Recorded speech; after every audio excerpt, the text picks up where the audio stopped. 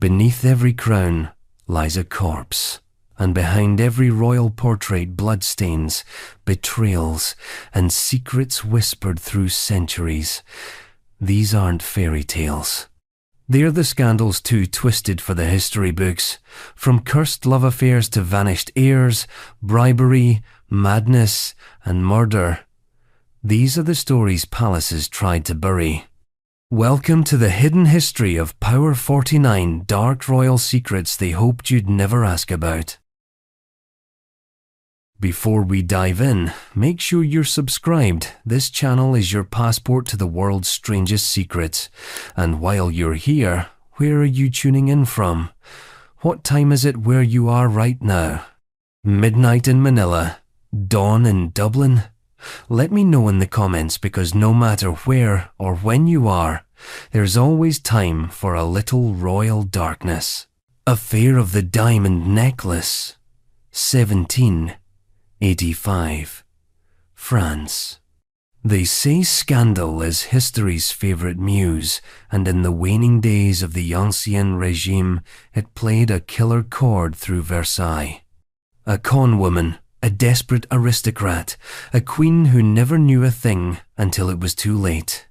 Cardinal Louis de Rohan, once ambassador to Vienna, had fallen grievously out of favour with Marie Antoinette, who greatly disliked his gossip-filled letters to her mother, the formidable Empress Maria Theresa. His return to France only deepened his desperation to regain royal favour. Enter Jeanne de Valois-Saint-Rémy, the self-styled Comtesse de la Motte. Descended from a bastard branch of the Valois, penniless and clever, she sized up Rohan's vanity and crafted a scheme worthy of a Gothic picaresque. With the aid of the forger Armand Rétaux de Villette, she sent phony letters purportedly from the Queen to Rohan, weaving an intimate correspondence and even staging a clandestine nighttime meeting in the gardens of Versailles, where a prostitute, cloaked and shadowed, played Marie Antoinette, accepted by Rohan as authentic in his folly. The target, an insanely expensive necklace, 2,800 carats, 647 diamonds, commissioned by Louis XV for his mistress, Madame du Barry, and refused by Marie Antoinette twice. The jewelers, Boehmer and Bassenge, were desperate to offload it. The price, 1.6 million livres. Rohan mortgaged his reputation, acting as the Queen's secret purchaser. On the 1st of February, 1785, he handed over the necklace not to Marie, but to Jeanne, who vanished with it. The jewels were diced, sold, and the pawn cash pocketed. Rohan was arrested, the scandal exploded, and the Queen, innocent though she was, became the perfect scapegoat for a monarchy rotting from within. Lay down your history book and lean close. This wasn't just a jewel theft. It was a psychological torture strung across Versailles. Portraits became caricatures. Court gossip mutated into riotous slander. Pamphlets lampooned the Queen as extravagant, corrupt, monstrous. One pamphlet depicted her adorning the guillotine like fine jewellery. Her infamous line, "We have more need of warships than necklaces," turned ironic as her popularity sank like stones in the Tuileries moat. In the public mind, the Queen morphed into the symbol of a decadent, indolent aristocracy. The monarchy's moral authority melted, not under the blade, but under the press, salons, and angry whispers. The affair didn't ignite the revolution, but it lit the tinder. 4 years later, heads would roll with or without bling. So here's the moral pinch. Truth doesn't matter when perception's a weapon, and when royal vanity meets cunning criminality, the consequences can topple a court. And what happens when a sovereign renounces centuries of bloodline, scandal trailing her like a shadow? Cue Edward VIII, a prince who chose an American divorcee over a crown. Edward VIII, abdication, 1936, UK.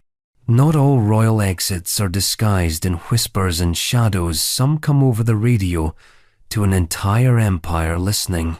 Edward, Duke of Windsor, wasn't exactly waiting in the wings. He was the leading man. Born in 1894, he became king early in 1936 upon George V's death. Charismatic, glamorous, yet alarmingly infatuated with an American, a twice-divorced socialite named Wallis Simpson, his reign lasted less than a year. Edward's heart, however, was at war with the throne. Wallis, twice married, twice divorced, unfit, per the British establishment's stiff morality. The Church of England disapproved. The government and the press disapproved. The nation watched, aghast. But Edward, he famously said, "I love her, and that is what matters to me." October 1936, Wallis files for divorce. Rumours flash across Europe. Parliament seethes. Prime Minister Stanley Baldwin and advisers plead, but love was louder. December 10, 1936. Edward signs his own abdication, unprecedented in British history. The instrument is sent. Parliament passes the His Majesty's Declaration of Abdication Act on December 11, retroactively acknowledging the abdication and disinheriting Edward's descendants. On that same day, Edward's voice crackled over BBC airwaves. "I have found it impossible to carry on without the help and support of the woman I love." Silence followed. Then the proclamation. His brother Albert would become George VI. Little Elizabeth, just 10, suddenly became heir apparent, ushering in a future queen who'd reign for 70 years.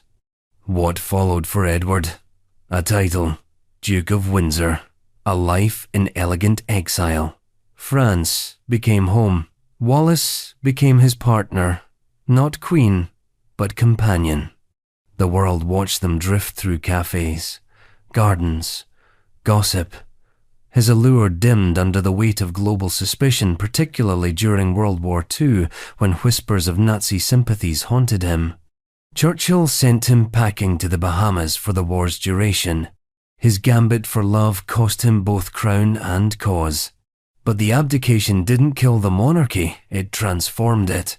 George VI proved steady, Elizabeth II became iconic, and the constitutional machinery hummed on.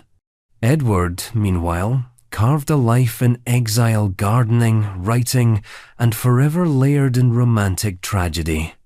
So what does Edward teach us? That some royals will choose love, or the idea of it, over legacy, and in doing so, shake centuries-old institutions, warp lines of succession, and alter destinies. Speaking of altered destinies, what about heirs who never get a chance? Enter Prince Andrew. His fall from grace began with an interview, a scandal, and a civil settlement.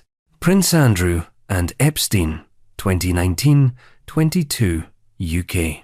There's something uniquely corrosive about scandal when it seeps from whispers into the public square, when inviolable institutions crack under the weight of unspoken horrors.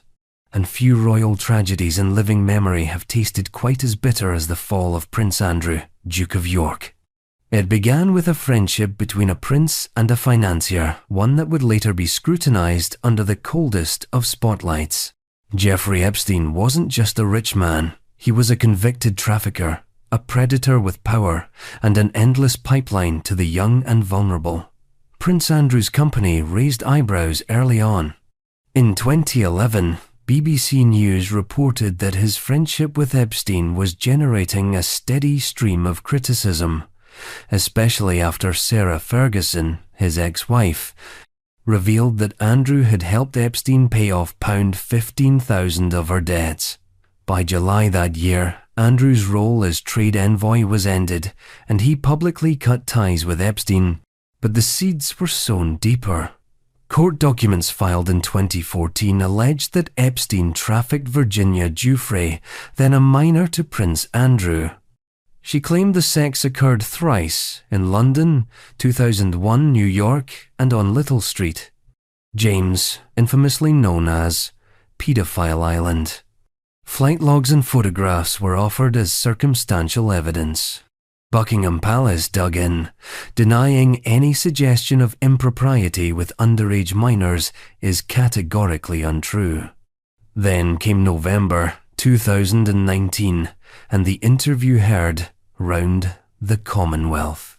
On BBC Newsnight, the Prince sat before Emily Maitlis and tried to unravel the tight knot binding him to Epstein. He claimed not to regret the opportunity to learn Epstein afforded him.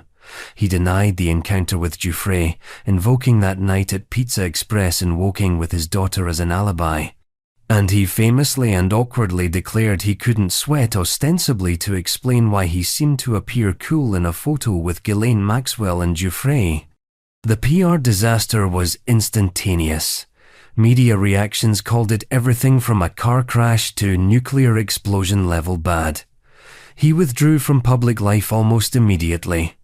By the 20th of November 2019, a statement from Buckingham Palace confirmed Andrew would suspend public duties for the foreseeable future. Patronages were dropped.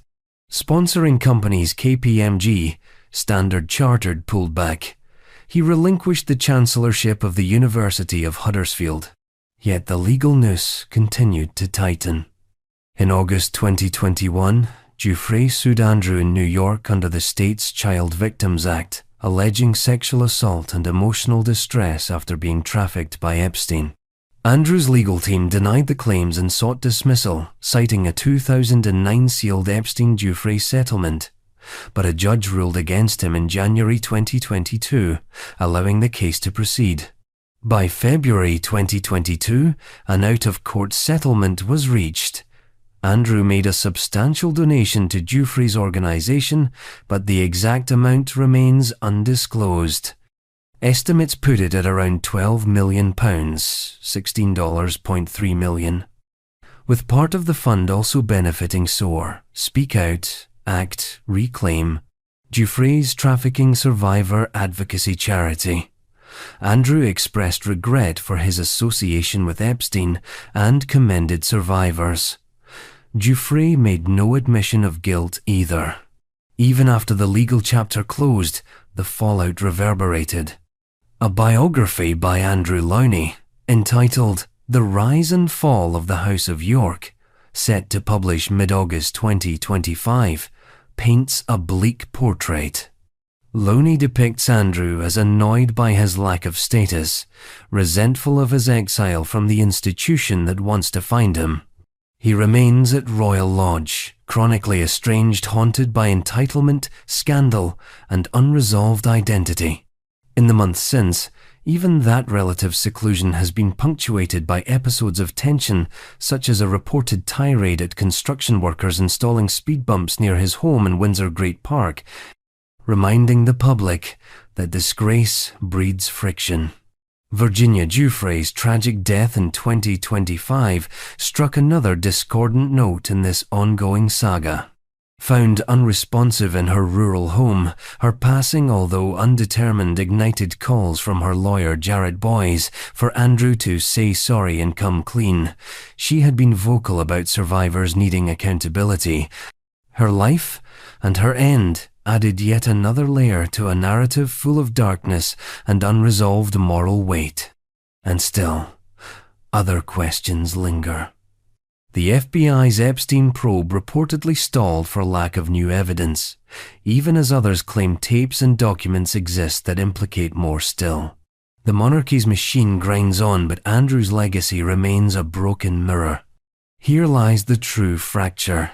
A prince shielded by dynasty and mystique, undone not by a public scandal but by private crimes exposed in cruel daylight. When crown and complicity collide, the fallout is not just personal, it becomes emblematic. And yet, ahead lies the next chapter. Camillagate, tape, 1993, UK. A secret recording that tore through the monarchy in a completely different, more intimate way. Camillagate tape, 1993, UK. The British monarchy has always run on theatre complete with gold-plated carriages, whispered betrayals, and scandal beneath silk gloves. But in 1993, the curtain dropped for a moment too long. What the public saw and heard wasn't regal. It was raw, carnal, absurd. It was Charles and Camilla, in love, on tape, fantasizing about being reincarnated as a tampon. This wasn't a rumor, this was real. The infamous Camillagate tape, also known less tastefully as Tampongate, was a 6-minute phone call recorded in 1989, allegedly by an amateur radio enthusiast using a scanner. The call featured Prince Charles, then still very much married to Diana, and Camilla Parker Bowles, his longtime companion. In it, the future king moaned over missing her, waxed poetic about wanting to live inside her trousers, and expressed a preference to be reincarnated as a tampon. Yes, a tampon. When the full transcript hit the tabloids in January 1993, it detonated like a Victorian grenade in the court of public opinion. For years, rumours swirled that Charles and Camilla had carried on an affair behind the scenes of his disastrous marriage to Princess Diana. But rumours were abstract, this was not. The tape put voices to gossip, desire to denial, and it reeked of both intimacy and absurdity. This wasn't a scandal of cold infidelity, it was embarrassingly human, clumsy, mawkish. And that's what made it dangerous. What the press had wasn't just an adultery scoop, they had emotional evidence. Charles giggling nervously, Camilla cooing in code. The call had the awkward, aching tenderness of two people clinging to a private world that could not, under royal law or public scrutiny, exist, and yet it did. Illegally, scandalously, and now permanently in the public record. At the time, Charles and Diana were technically still together. The public hadn't yet been told the full story. The royal image was still one of fairy tale and stoicism. But after this, the fairy tale rotted on impact. The future king's sex life was now national comedy. Stand-up routines wrote themselves. Satirical sketches played the tape on loop. Morning shows dissected tampon metaphors. The monarchy was suddenly accessible, but not in a way anyone wanted. And if Charles was embarrassed, Diana was humiliated. Behind palace gates, the emotional implosion had already begun years before.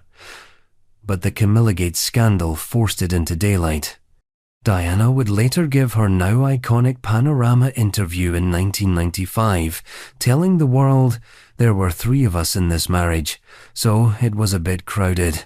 By then, she had weaponized the scandal into public empathy and rewired the monarchy's wiring forever. Camilla, for her part, became the public villain, the other woman, the wrecker of the princess fantasy. She was hounded by paparazzi, spat on by tabloids, reduced to a caricature before ever being heard in her own voice.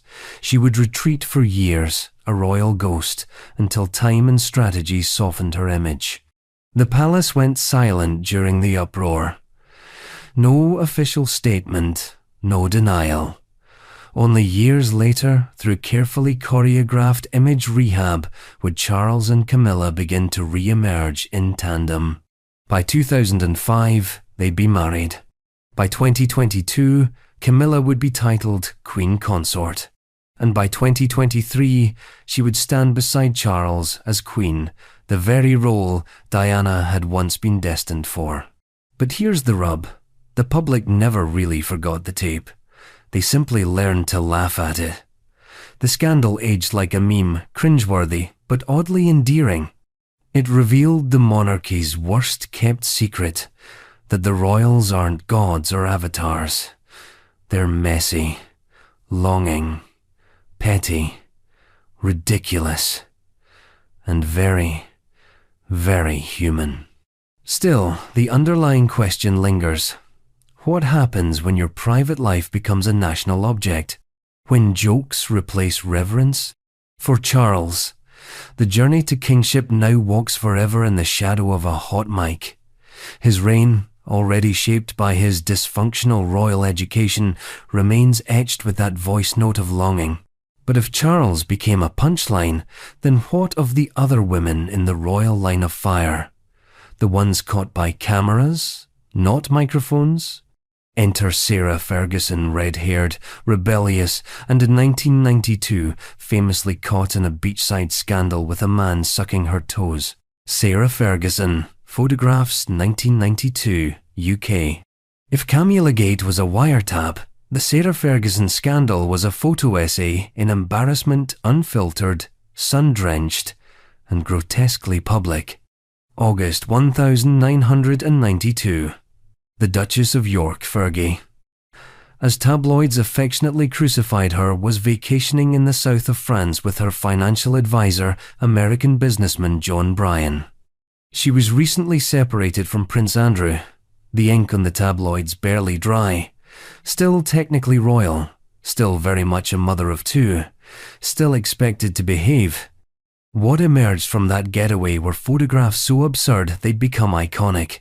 Fergie topless, lounging poolside, as Brian kissed and nibbled on her toes. Another showed him whispering intimately into her ear. Another, rubbing lotion onto her exposed back. The British press exploded. The Daily Mirror went full tabloid apocalypse. Palace aides reportedly vomited in shock.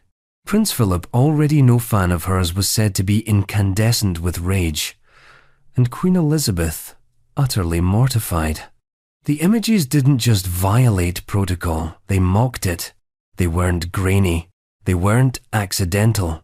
They were cinematic, scandalous, absurd.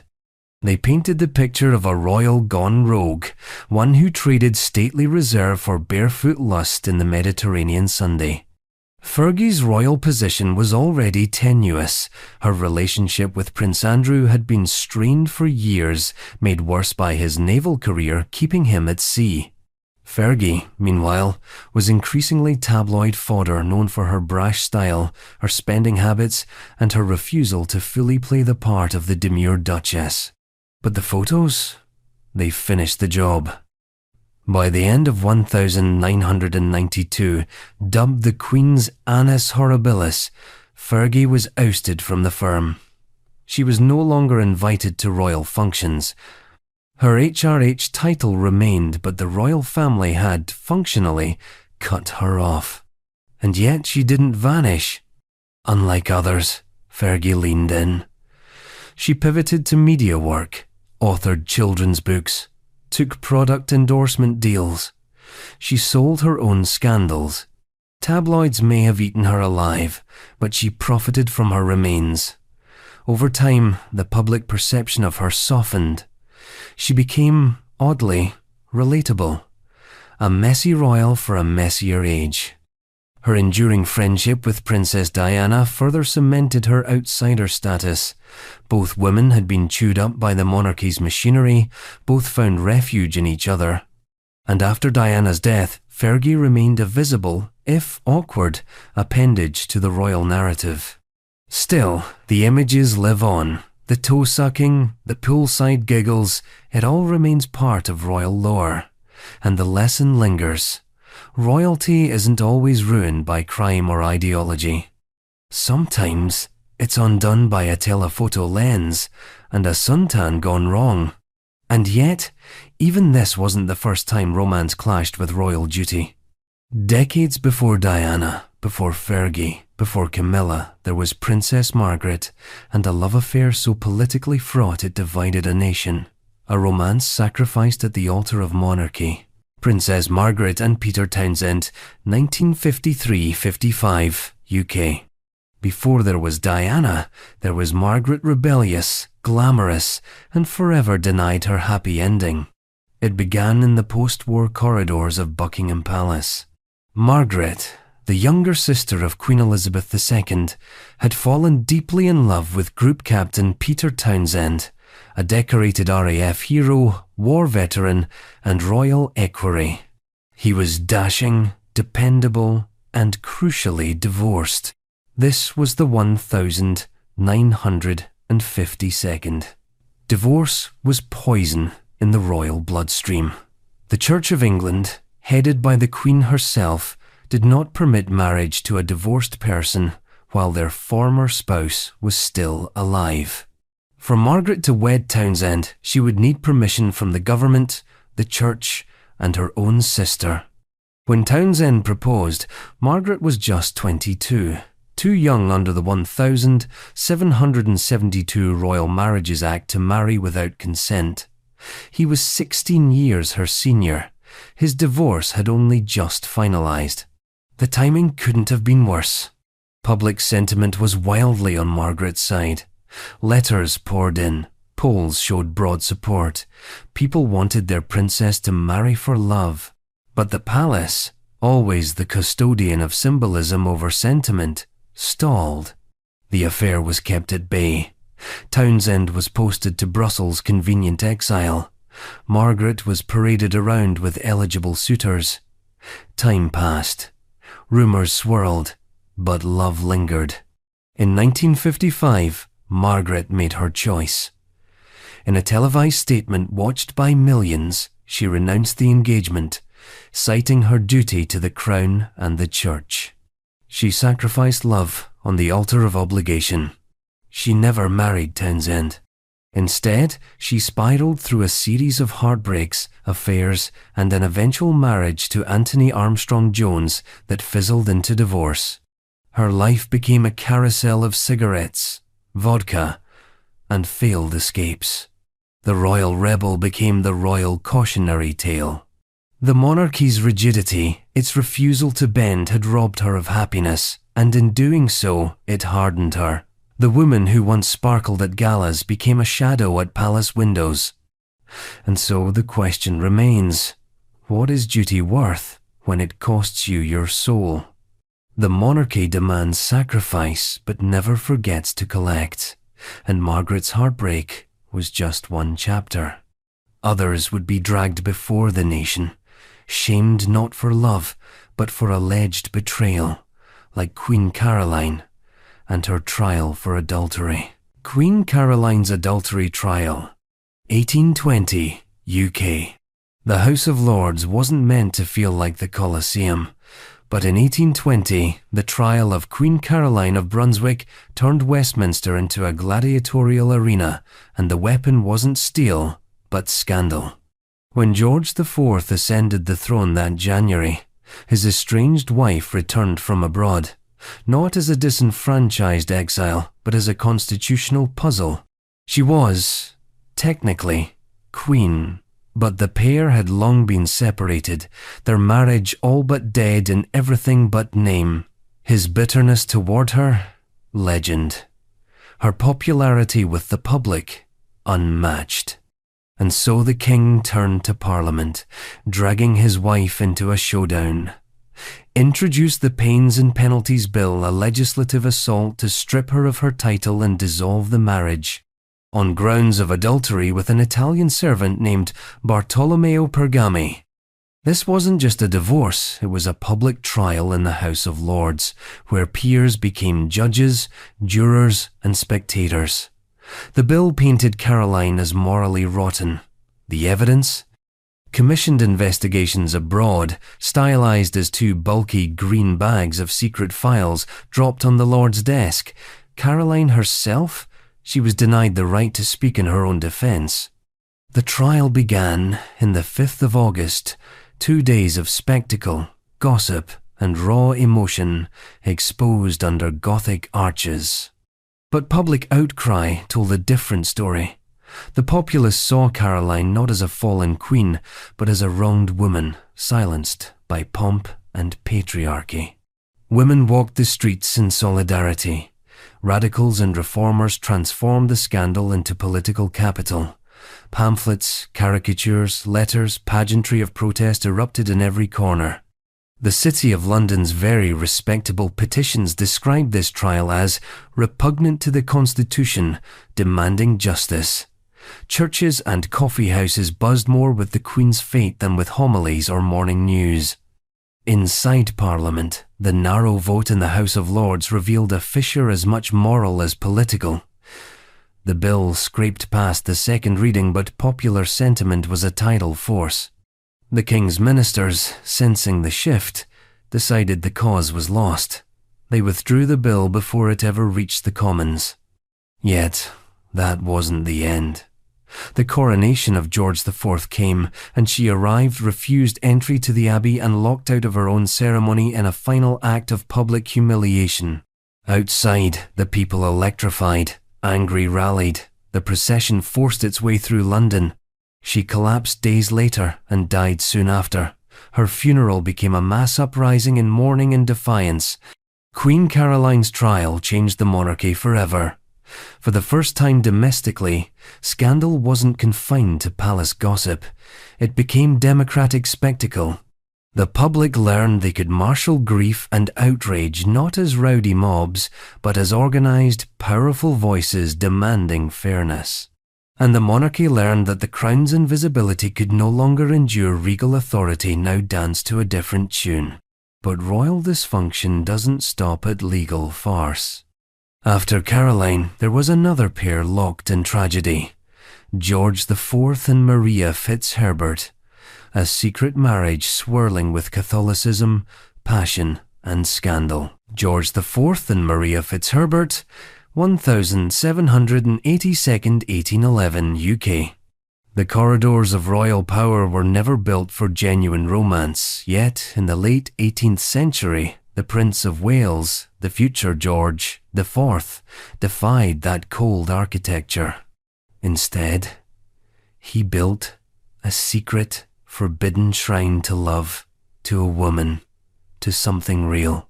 Maria Ann Fitzherbert was neither royal nor Protestant, and that alone was enough to vault her beyond the pale of acceptable matches for the heir to the throne.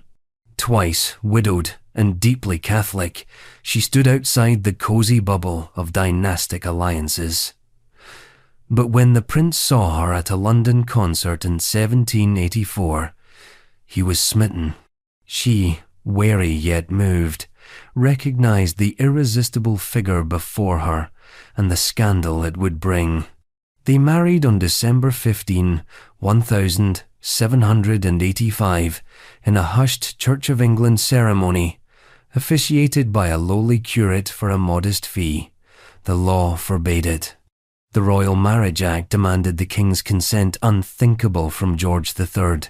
The Act of Settlement barred Catholics and the spouses of Catholics from the throne. But the Church was their witness, and for them, that was enough. They lived together in Brighton and London, their love rare, vivid yet impossible. He was heir to an empire.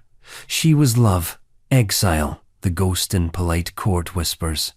Parliament fiercely denied the match. The prince's friends, like Charles James Fox, declared it a malicious lie. But Maria's heart endured, and so did the secret. For years, their bond flickered.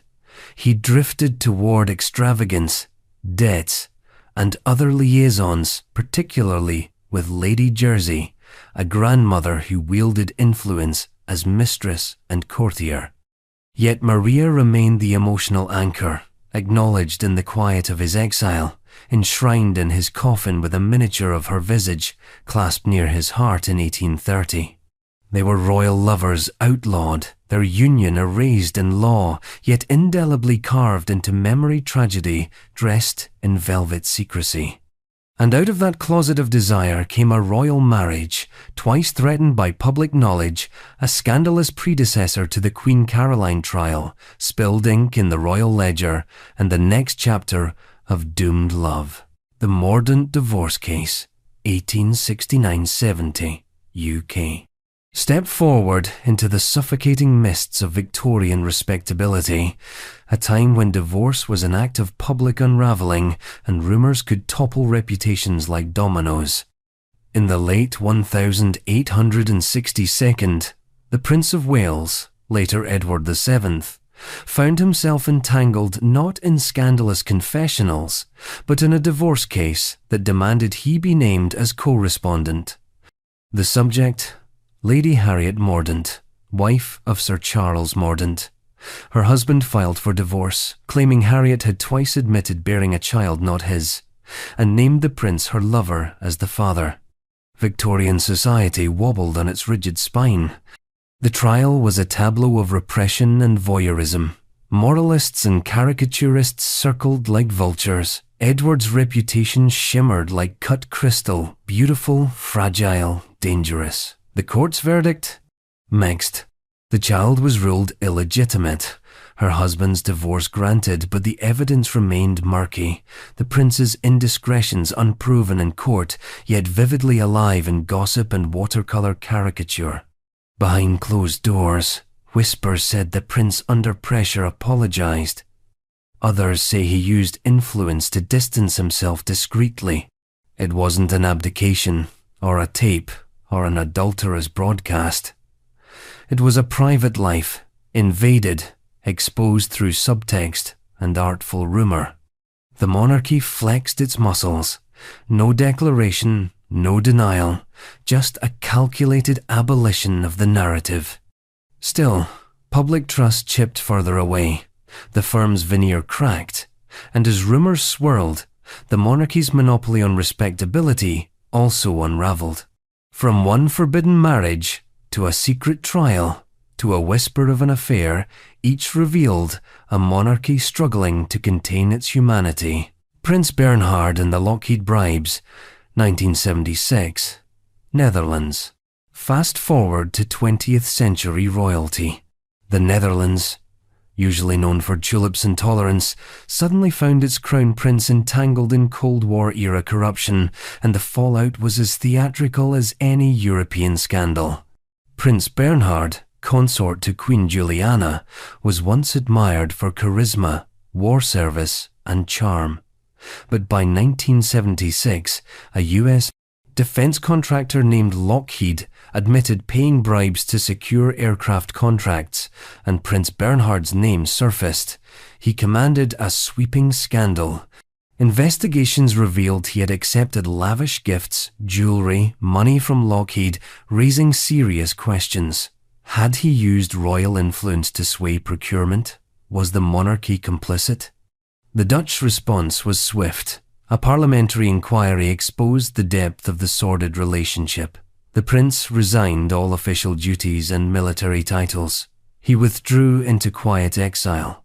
Still, he kept a shred of sovereignty. A commission, Leinster Commission, declared that he had acted dishonorably, but exonerated him from criminal charges. The monarchy survived, but this time with scars more tangible than any forbidden love. The public learned that royalty isn't just sentimental, it can be transactional, and where hearts were once the currency, now influence and its price were on display. 3 scandals, 3 royal houses, each a lesson in what happens when power meets perception. From shadow marriages to courtroom drama to covert bribery, monarchy reveals itself not through tradition, but through the cracks where secrets bleed. What's next, you ask? The tale of King Juan Carlos's money scandals, 2012-20 Spain, looms where ego, elephants, and exile collide. King Juan Carlos's money scandals, 2012-20. Something rotten dripped from the gilded halls of Spanish royalty, not from revolution or betrayal, but from slow, silent financial rot. Long admired as the monarch who guided Spain into democracy, Juan Carlos I became ensnared in corruption tales so surreal they could have been pulled from a political thriller. It all began in 2012, not with a scandal, but with the optics, a royal hunting trip in Botswana. The country was still feeling the sting of global recession, yet the king was photographed amid elephant carcasses with a younger blonde woman at his side, not Queen Sophia. The backlash was immediate. Public trust fractured. Embarrassment carved through the palace walls like a cracked mirror. Behind the public disgust lay whispers of impropriety that stretched into the corridors of international money laundering. The elephant hunt triggered scrutiny, but deeper undercurrents followed. Allegations that Juan Carlos had accepted substantial kickbacks from Gulf states, especially linked to a €6.7 billion Saudi high-speed rail contract. His name surfaced in banking records, offshore accounts, and in the confessions of a one-time confidant, Corinna Zusane Wittgenstein, who claimed he used her as a conduit for hidden wealth. The drama escalated. Swiss prosecutors launched probes into a reported $100 million gift in 2012, while Spanish authorities chased the trail of undeclared assets, luxury travel, and secretive financial networks tied to funds in Switzerland and even a Jersey trust. Royal black credit cards, Zagadka and Lucum foundations, exotic real estate deals, each layer revealed more tangled webs of opulence and concealment. Investigations grew louder. Journalists and watchdogs exposed flashy jet flights billed through shell companies, hidden bank accounts, and millions in wrapped payments to lovers and accomplices. Juan Carlos responded not with transparency, but with retreat. In 2014, he abdicated in favor of his son Felipe VI. By 2020, prosecutors ramped up pressure.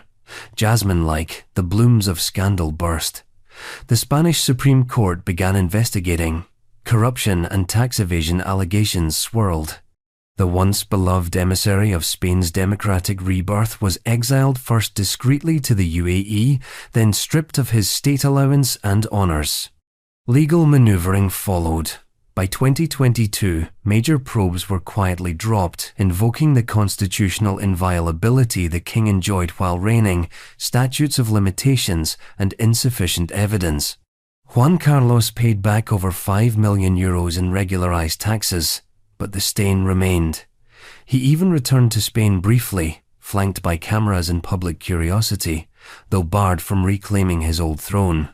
Meanwhile, the whispers of the royal mistress turned courtroom drama. Corinna sued in London, alleging espionage and intimidation by Spain's secret services. He sued back for defamation, fighting tooth and nail to salvage a legacy that politicians and citizens alike felt had been hijacked. This isn't simply the fall of a monarch, it's the extremity of trust betrayed, of democratic promise showing its fragile underbelly. Spain lost more than a king, it lost the myth of regal infallibility. And while Juan Carlos faded into exile, the wound remained an existential laceration for a monarchy struggling to stay relevant. Yet hypocrisy and corruption are not exclusive to Europe. Across the Atlantic, there was another bankrupt symphony of royal misrule. The Noailles case, 2016-17, involving entanglements of royalty, embezzlement, and institutional decay. The Noailles case, 2016-17, Spain. Power, privilege, and public funds with the Noailles scandal.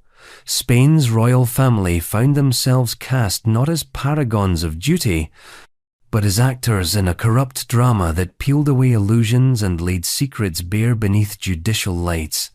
It began innocuously enough. The Instituto Noailles, publicly lauded as a non-profit think tank focused on tourism, sport, and strategic initiatives, was quietly presided over by Iñaki Urdangarin, husband of Infanta Cristina, sister to the future King Felipe VI. By 2010, investigative mists began swirling around the Institute's lavish contracts. Fees that soared with no clear justification, events that either never happened or came at bloated prices, and money flowing from regional governments with no public tender process. The scandal's roots wound back to the Palma Arena corruption probe. From that nexus sprang the Operation Babel, the judicial classification eventually used for the Noailles case. Judges and prosecutors began to untangle a web of influence, privilege, and fiscal sleight of hand. They uncovered that Noailles had siphoned millions from public coffers through a ring of consultancy contracts, ghost services, and contrived billings to cover flights, lodgings, and lifestyle costs, creating private gain disguised as civic initiative. By late 2011, indictments followed. Urdangarin stood accused of embezzlement, influence peddling, fraud, tax evasion, and misuse of public funds. His associate, Diego Torres too, found himself entangled in the same doomed web. As the scandal roiled on, though, Christina, already distanced from public life, was named as an implicated party, primarily for her shared ownership of Izun, a holding company used to collect some of the suspicious funds. The monarchy's calculation was swift, detachment and discretion. The royal household publicly maintained absolute respect for judicial decisions, while behind the palace walls they began strategizing. Christina and her children relocated to Switzerland. Speculation grew over how far the rot went. Was it just one degenerate courtier, or the tip of deeper decay? When the trial finally came before the court in 2016, years of whispered suspicions exploded into courtroom testimony. Christina implored that she was neither aware nor involved in the Institute's illicit accounts. She pointed to her husband's control of the finances, her own preoccupation with their young children, and professed ignorance about Izun's credit card charges. What followed was a public reckoning. Erdangerin was convicted, initially sentenced in 2017 to 6 years and 3 months in prison, plus hefty fines for his role in orchestrating a public funds heist through concocted events and shadow companies. The court found that the Institute had been a vehicle for fraud, with real estate-backed hiding of funds and inflated invoices from 2004 to 2007. Christina, however, received a different verdict. Though acquitted of criminal wrongdoing, the court considered that she had benefited indirectly. She was ordered to repay just over €265,000. A civil penalty not commensurate with the larger narrative, but enough to keep the stain visible. The final chapter came in 2018, when Spain's Supreme Court confirmed the convictions. Erdangerin's prison sentence was adjusted slightly, landing at 5 years and 10 months. Christina's fine was reduced to approximately €137,000 as a token civil responsibility. Yet the cost was more than financial. The royal family had been dragged into a spectacle of prosecution, a member incarcerated for corruption. Felipe VI responded by stripping his sister of her ducal title, distancing the crown from the scandal's fallout. Christina withdrew even further from public life, facing personal fallout such as separation and an emotional public exile. The Noah's case marked a seismic shift. For the first time, a royal had been legally broken in court for corruption. It recast the monarchy not as an immutable institution, but as a fragile entity vulnerable to its own proximity to power and the siren voices of privilege. Spain's faith in untouchable royalty faltered, and the monarchy had to rebuild its legitimacy from tarnished foundations. But the story doesn't end there. What follows next in our list is a subtler, more poignant reckoning. Delphine Boel becomes Princess 2020, Belgium. A tale of secret bloodlines, court battle, and a child claiming both identity and royalty against all odds. Delphine Boel becomes Princess 2020, Belgium. In the quietly dramatic world of modern monarchy, few stories creep in the shadows and then burst into daylight with such moral clarity as that of Delphine Boel. This isn't about crowns or protocol, it's about belonging, selfhood, and the obsessive grip that royalty can have on identity. Born Delphine Boel in 1968, she grew up believing the charming industrialist Jacques Boel was her father. Her mother, Baroness Sibylle de Celles-Longchamp, knew differently. Delphine was the product of a long affair with then Prince Albert, later King Albert II. But in those early decades, Delphine's knowledge had to wait. She was shielded from a truth that could fracture both personal and public worlds. As a teen, whispers starting emerging. A scandalous biography in 1999 whispered her parentage into public consciousness. Yet even then, courtiers and tabloids treated it as rumor, not reality. Delphine, meanwhile, grew into herself. An artist, a mother, someone who saw the canvas as refuge and meaning, but also paradoxically, as a way to craft an identity outside the royal hierarchy. It was in 2013, after Albert's abdication, that Delphine moved from shadow to courtroom. She filed a suit demanding DNA testing, no dramatic public spectacle, but a legal claim for recognition. For her name. Yes. For her legitimacy. Also, yes. Albert resisted. He enjoyed sovereign immunity while king, but after stepping down, he had no shield. Court battles followed, delays, appeals, emotion. In 2017, a court ordered the test. In 2018, Albert yielded a sample under penalty of daily fines. The results, revealed in early 2020, she was his daughter. Her identity was verified.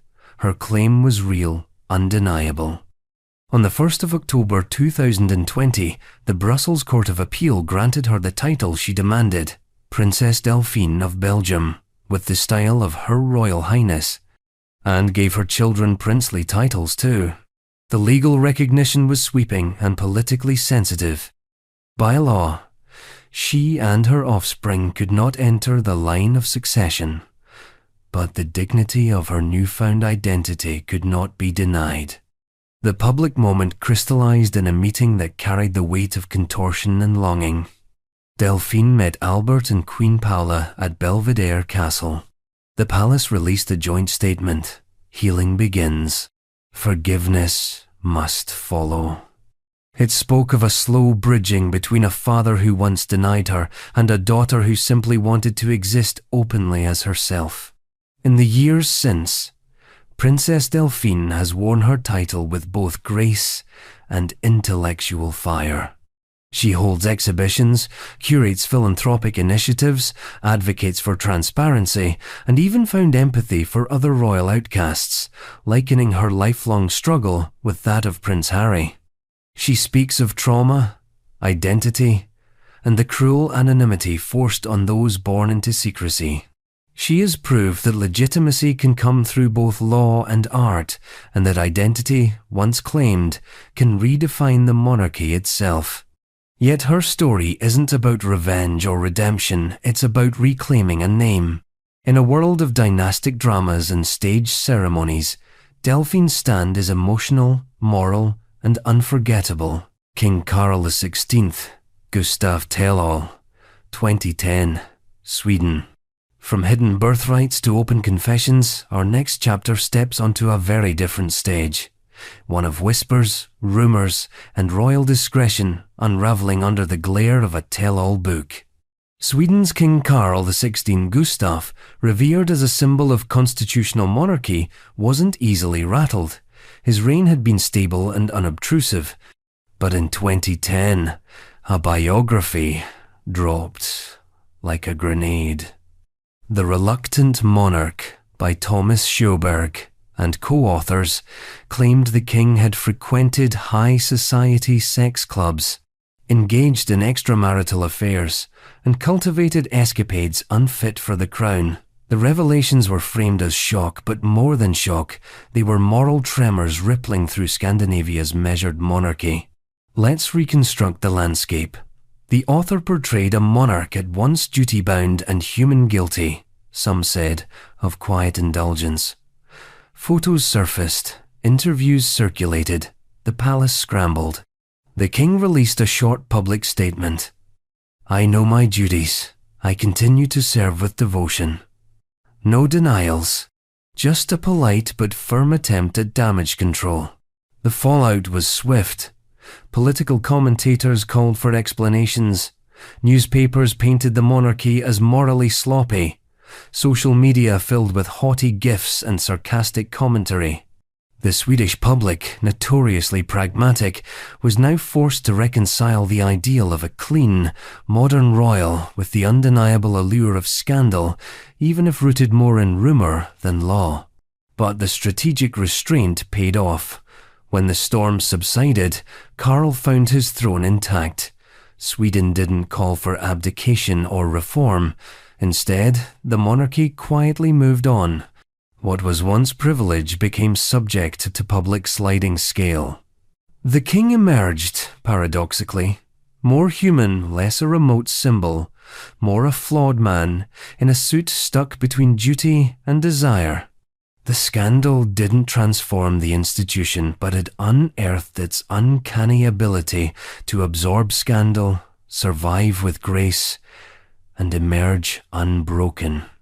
And now we journey onward, from confessional scandal to a prince with progeny, from tell-all to paternal responsibility onto Prince Albert of Monaco's children, 2005 and 2014, Monaco, where lineage isn't just public, it's profoundly personal. Prince Albert of Monaco's children, 2005 and 2014, Monaco.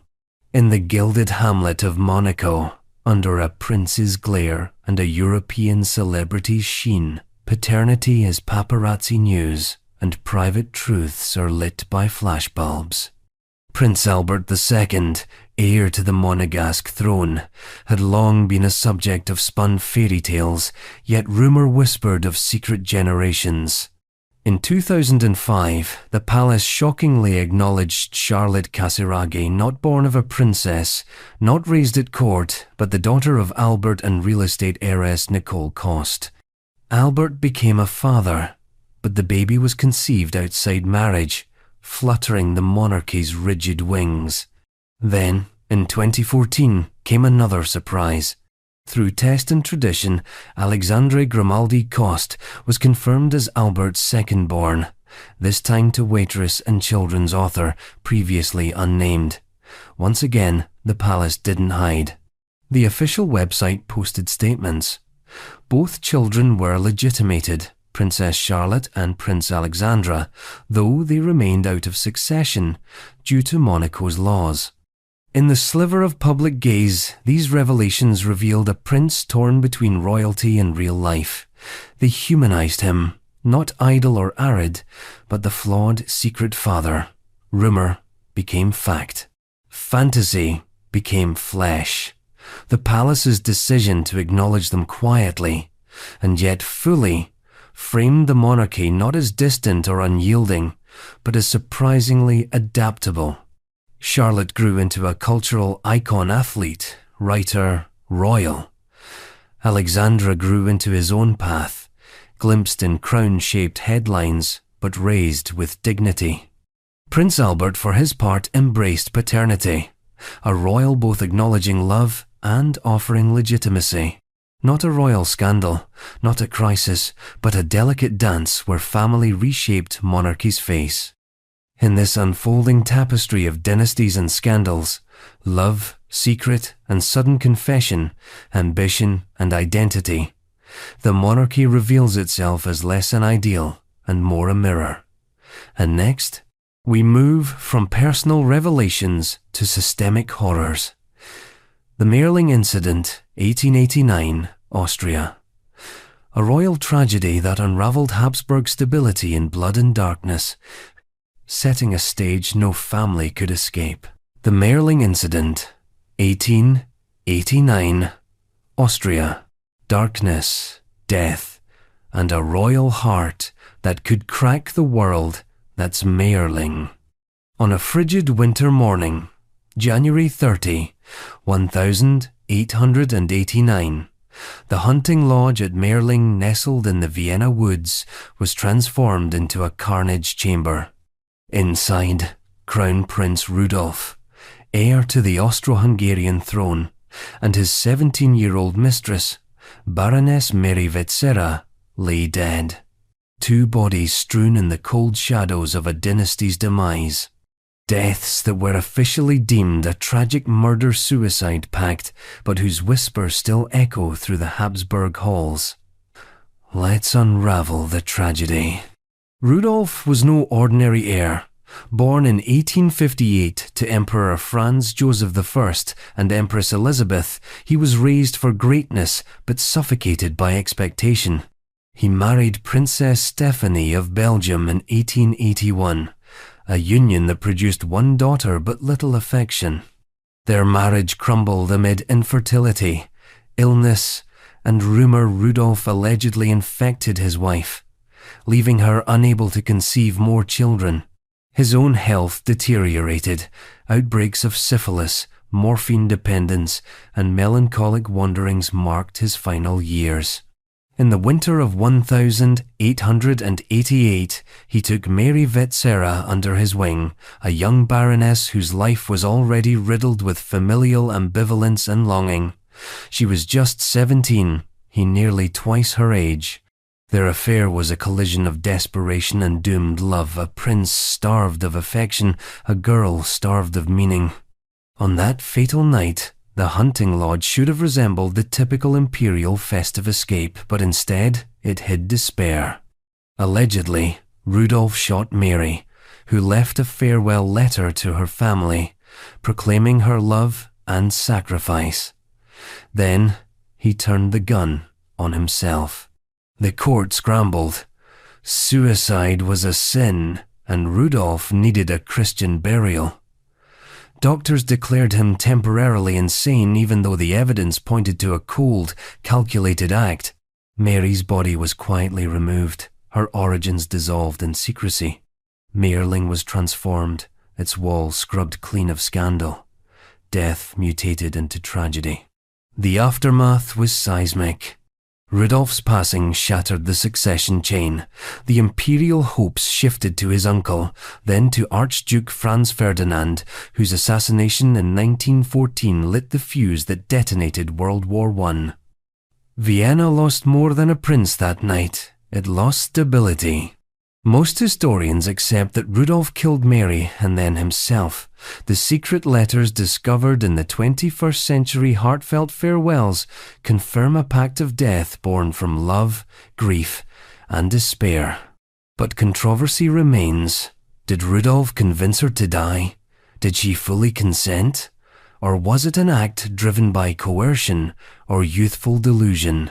Some theories invoke assassination, madness, or court intrigue. Here's the quiet truth.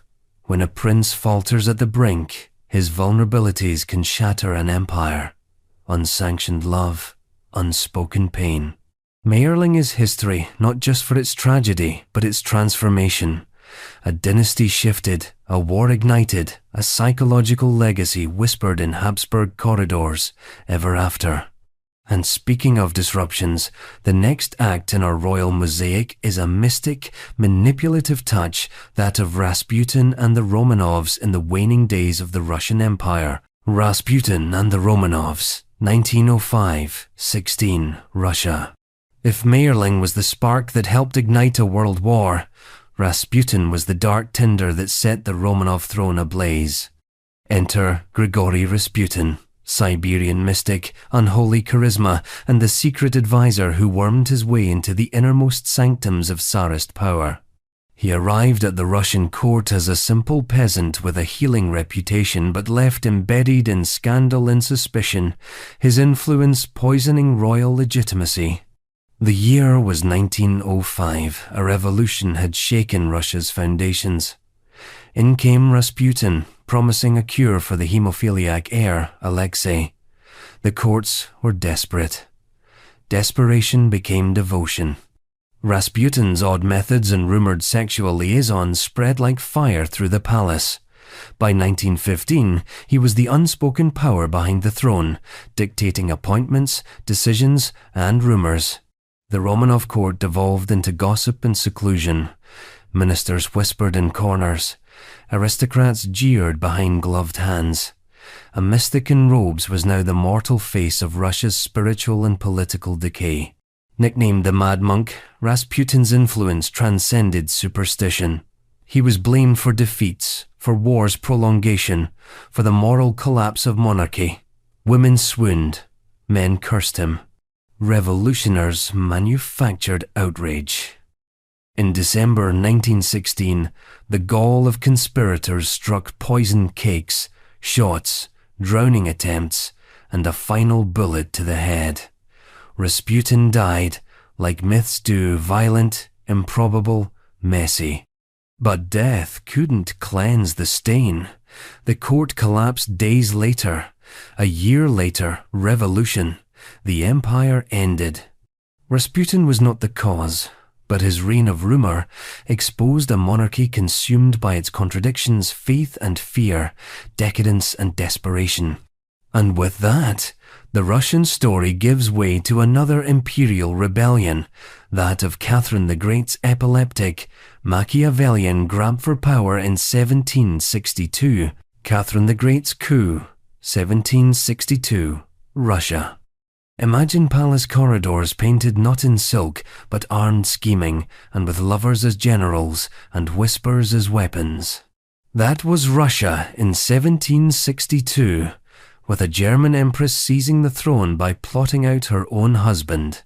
Peter III ascended to power in 1761, only to spark disgust with his Prussian sympathies and bizarre reforms. Russia's leading minds shook their heads. Back-channel nobility found a hero in Catherine, the German-born wife, who spoke of enlightenment, not autocracy. Within months, she had secret alliances with the military, courtiers buying into ideas of a cultured monarchy, guards bribed, networks whispered. Then, on July 9, 1762, Peter was arrested. 2 days later, Catherine was crowned. It wasn't an act of blood-soaked violence, but of cold, systematic power consolidation. She embraced lovers as counselors, used charm as currency, and revisited Russia's destiny, balancing Western ideas with imperial rule. Yet she never married again. Love, for Catherine, was a tool of statecraft, and the coup was her philosophical manifesto. And so, our journey through royal decay and reinvention continues. Up next, Leopold II's brutal reign in the Congo, where colonial horror became crown betrayal. Leopold II's Congo, 1885-1908, Belgium. This is not a story of missteps or moral compromise. This is a story of empire forged in blood and of a monarch whose reign became one of history's most horrifying colonial tragedies. King Leopold II of Belgium didn't inherit a colony, he invented one. The Congo Free State wasn't an extension of Belgium, it was his personal domain.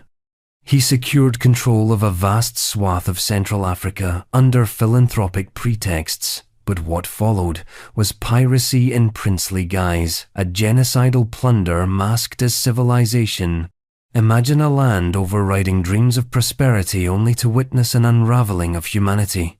Sustained by global rubber hunger, Leopold's regime deployed the Force Publique, a mercenary army enforcing brutal labor quotas. These were not hard-working clerks under duress. These were Africans kidnapped and driven to extract rubber at gunpoint, punished with torture, mutilation, and murder when quotas were not met, often losing limbs or lives in the process. The population collapsed. Estimates range from 1 to 15 million deaths, most likely clustering near 10 million, a demographic devastation unmatched in peacetime catastrophes. Disease, famine, and systemic violence fused into a human apocalypse. International outrage eventually grew. Missionaries recorded horrors. E.D. Morel and Roger Casement waged a relentless media campaign, delivering reports and testimonies straight into the public conscience. The infamous Casement report described massacres, amputations, rape, and systemic abuse so dense with atrocity that the very notion of empire cracked under its weight. Under mounting pressure, Leopold was forced in 1908 to relinquish control to the Belgian state. He died in 1909, remembered not as a Brussels statesman, but as the architect of one of the darkest chapters of colonial history. Centuries later, Belgium still grapples with the ghosts of Leopold's legacy debate over statues, acknowledgement that for too long heroes were built on genocide, and remorse that came far too late. Constantine II versus the Junta, 1967-74 Greece. When monarchs hold power only as long as the army lets them, and democracy hangs by a thread, it's not a fairy tale, it's a nightmare. Greece's last king, Constantine II, learned that the hard way in 1967. His attempt to reclaim the throne not with diplomacy but with guns marks a dramatic chapter where monarchy met martial law and lost. In April 1967, a group of colonels seized power in a military coup while Prime Minister Papandreou was overseas. Greece's political landscape, already unstable, shattered. King Constantine initially endorsed the junta, perhaps out of expedience, fear, or confusion.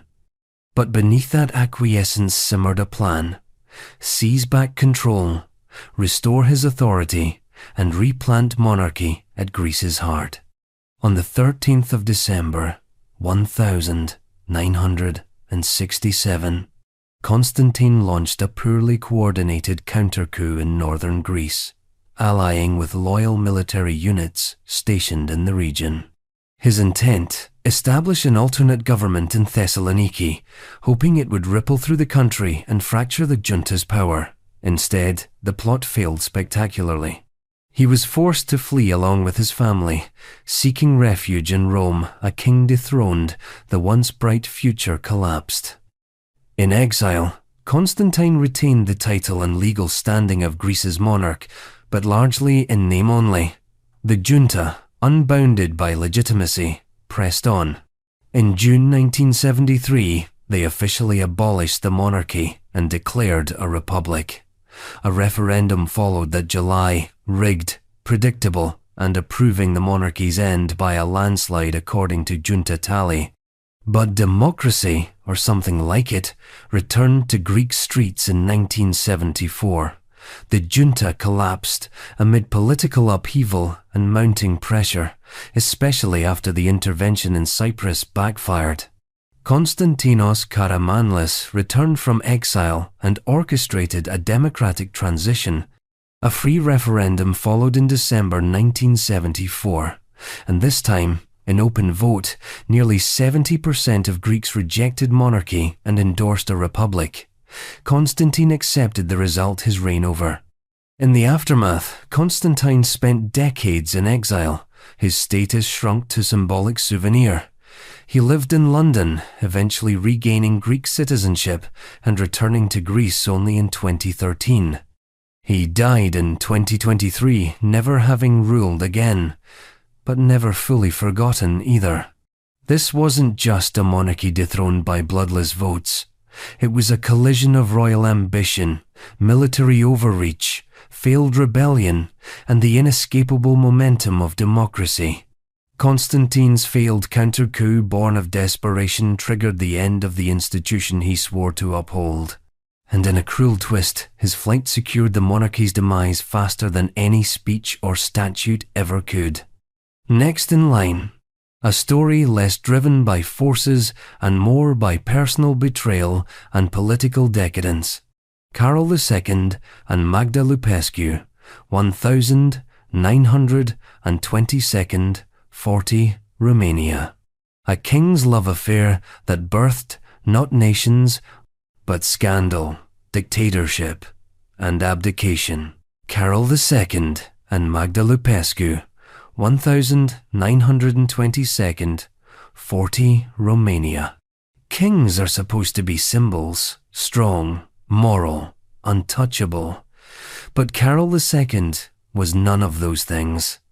He was a libertine monarch, a runaway heir, a scandal-cloaked sovereign who returned to power not with righteousness, but with an infamous mistress and a political swagger that reeked of opportunism. The love story between King Carol II of Romania and Magda Lupescu didn't just ruin reputations, it reshaped a monarchy, dismembered democratic institutions, and left a country teetering on the edge of fascist collapse. Carol was never made for quiet kingship. Even as crown prince, he was a walking headline known for womanizing, absences without permission, and outright disdain for royal protocol. He renounced his rights to the throne in 1925 and fled to Paris with Magda Lupescu, a red-haired Jewish Romanian socialite who became both his obsession and his political partner in exile. His young son Michael, born of a hasty, doomed marriage to Princess Helen of Greece, was left behind in Romania to become king in name only. Carol's abdication was meant to be final. He had given it all up for her. But like all bad endings, it refused to stick. By 1930, amid political instability and rising fascist tides across Europe, Carol engineered his dramatic return. He unrenounced his renunciation. Parliament was pressured. Michael was demoted to Crown Prince, and Carol was king again. And with him came Lupescu, not as queen, but as the woman everyone in Romania would come to know, admire, revile, and blame. Magda Lupescu was more than a mistress. She was a strategist. Whispered to influence appointments, ministries, royal favours, her presence was so politically radioactive it birthed an entire political opposition. The Iron Guard, Romania's homegrown fascist movement, portrayed her as both a symbol of Jewish conspiracy and sexual immorality, feeding anti-Semitic, misogynistic propaganda that thrived in the country's increasingly polarised climate. Carol, instead of stabilising Romania, dissolved parliament, declared a royal dictatorship in 1938 and ruled by decree. His inner circle became known as the Camarilla, a corrupt advisory ring in which Lupescu was considered the unofficial leader. The country slid into authoritarianism, even as the king tried to dance between Nazi Germany and the Allied powers to preserve his throne. He was too pragmatic to choose a side, too autocratic to maintain trust, and too distracted by his private affairs to grasp the severity of the political volcano under his feet. In 1940, with the Soviet Union occupying Bessarabia and northern Bukovina and Hungary eyeing Transylvania, Carol's grip finally shattered. Amid national crisis and street-level protests, he abdicated again, this time permanently. Michael, still only 19, became king once more, though now mostly a figurehead under authoritarian regimes to come. Carol fled into exile with Lupescu, living lavishly in Mexico, Brazil, and finally Portugal. They married in 1947, long after the royal titles were stripped and Romania was a communist republic. He died in 1953, his legacy cemented not in glory or service, but in the politics of lust, betrayal, and the slow sabotage of his own crown. Lupescu outlived him, but never escaped the shadow of being the woman who broke the monarchy. Whether she was a schemer or scapegoat is still debated. What's not debated is this: Carol gave up his throne for her, twice, and both times the country paid the price. I have sang, no, Harry and Meghan. Step Back, 2020, UK. It began with a photograph. Meghan Markle standing alone on the steps of Westminster Abbey, eyes heavy, dressed in green. It ended at least the royal chapter with an Instagram post and a term few had seen before. Stepping back. Not resigning, not abdicating, just leaving. Sort of. When Prince Harry and Meghan Markle announced their decision to step back as senior members of the royal family in January 2020, the public reaction was immediate, feral, and divided. It was a modern schism. For some, it was betrayal, a prince walking out on centuries of duty and decorum. For others, it was liberation, a couple refusing to be devoured by a machine that had already consumed so many before them. But beneath the statements and hashtags lay a royal crisis decades in the making. Harry had always been the spare, born into a role he could never quite fulfill or escape. Meghan entered that world like a glitch in the Matrix, an American biracial divorced actress who brought both glamour and a target on her back. The British tabloids shredded her from the beginning, not merely scrutinized, racialized, vilified, dissected. Everything from her baby bump to her facial expressions became breaking news. By the time their son Archie was born, the war between Sussex and the press was all out. Lawsuits were filed, emotional interviews were given, and in the quiet corridors of Buckingham Palace, institutional detachment hardened. Meghan's admission of suicidal ideation, unaddressed by the firm, echoed like a siren across the Atlantic. She was drowning, and the Crown had no life raft. The Megxit deal, hastily constructed and royally vague, allowed them to keep their titles but not use them in official capacities. They lost their HRH stylings. Prince Harry gave up his honorary military roles. They moved to California. Oprah came calling. That interview, the 7th of March, 2021. It was polite warfare, allegations of racism, mental health neglect, palace coldness, and intergenerational trauma. Meghan said a royal had asked how dark Archie's skin might be. Harry said his father stopped taking his calls. The institution said, very little. Supporters called them brave. Critics called them narcissists. The monarchy, stoic as ever, whispered recollections may vary and moved on. But they hadn't just broken from duty. They'd broken the narrative. Royals don't quit. They don't air laundry. They don't ask for empathy. And yet, here they were, building a brand, a podcast, a production company, and a life far from the windswept lawns of Sandringham. Harry's memoir, Spare, dropped in 2023 like a precision strike. Stories of frostbitten genitalia, fights with Prince William, drug use, therapy, and unresolved grief poured from its pages. It sold millions. It peeled the palace open like a walnut. And still there's no finality. Harry attends his father's coronation, briefly. Meghan stays in Montecito. The children grow. The Sussexes speak less. But the ripple they caused continues to challenge the monarchy's image. In a world of controlled narratives, Harry and Meghan broke the fourth wall. And behind them stands another family, another secret. But this one didn't choose to walk out. She tried to escape and got pulled back. We're talking about Princess Latifah and Princess Haya, 2018-21, Dubai, UAE. The royal women who dared to flee from one of the world's most powerful rulers. And what happened next? Princess Latifah and Princess Haya, 2018-21, Dubai, UAE. There are palaces built of gold, and there are prisons with gold-painted walls. In Dubai, sometimes they're the same. Princess Latifah, daughter of Sheikh Mohammed bin Rashid Al Maktoum, the ruler of Dubai and Prime Minister of the UAE, attempted to flee in 2018. She had been planning it for years. Her vehicle of escape? A yacht called Nostromo, owned by a former French spy and operated in secret from international waters. She was caught. Intercepted by Indian commandos in coordination with UAE forces just off the coast of Goa, Latifah was drugged, taken back to Dubai, and vanished. What followed were months of silence, then scattered videos recorded secretly by Latifah, smuggled out through a friend. In them, she said she was held hostage.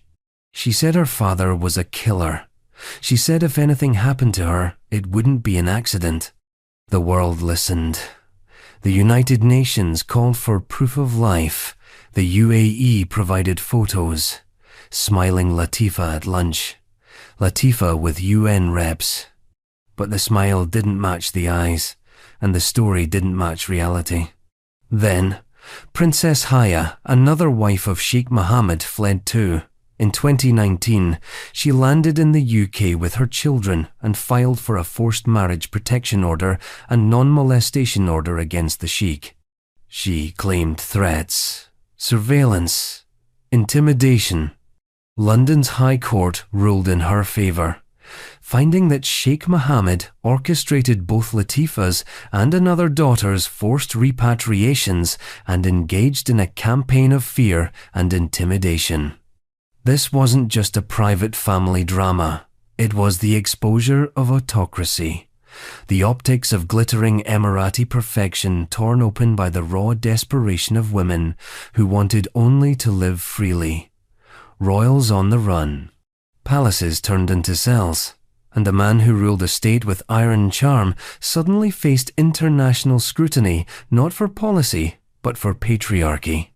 The monarchy of Dubai survives. The Sheikh denies wrongdoing. Latifa now appears free to travel, selectively shown in public again. Haya received full custody in the UK, but the world saw. And once it sees, it doesn't look away. And so, we continue with the shadows lengthening across gilded corridors. The next tale? A luxury hotel turned prison. A purge disguised as reform. Saudi Ritz-Carlton. Purge 2017, Saudi Arabia, where princes were shackled, fortunes frozen, and a kingdom was rewritten overnight. Saudi Ritz-Carlton Purge 2017, Saudi Arabia. If you walked into Riyadh's Ritz-Carlton on the evening of the 4th of November, 2017, you might have assumed you were arriving for a royal gala, a luxury hotel cloaked in marble and chandeliers, where foreign dignitaries and business elites often mingled beneath oil paintings of long-dead kings. But that night, the concierge disappeared, the exits were locked, and the chandeliers became witnesses to the most extravagant jail in modern history. This was no ordinary anti-corruption raid. This was a purge pre-planned, surgical, and dramatic.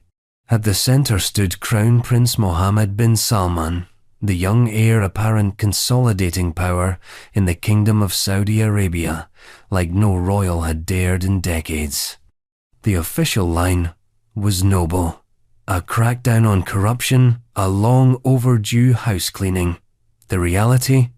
Dozens of princes, ministers, military officers, billionaires, and former allies were suddenly detained inside the Ritz-Carlton.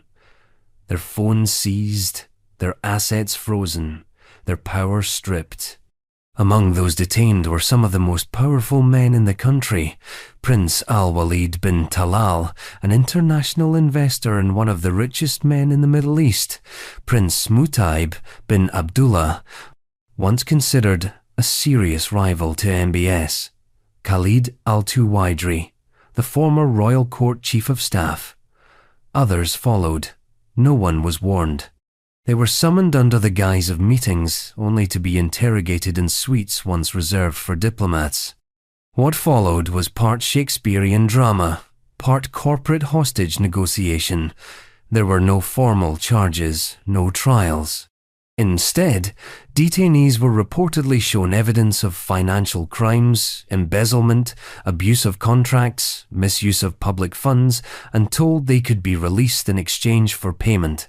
The Saudi government eventually stated that over $100 billion was recovered, but transparency was scarce. The kingdom kept details vague, and many of the settlements were negotiated behind closed doors. The Ritz-Carlton itself transformed into a kind of velvet gulag. It wasn't orange jumpsuits and fluorescent lights, it was silent hallways, drawn curtains, and whispered deals over Arabian coffee.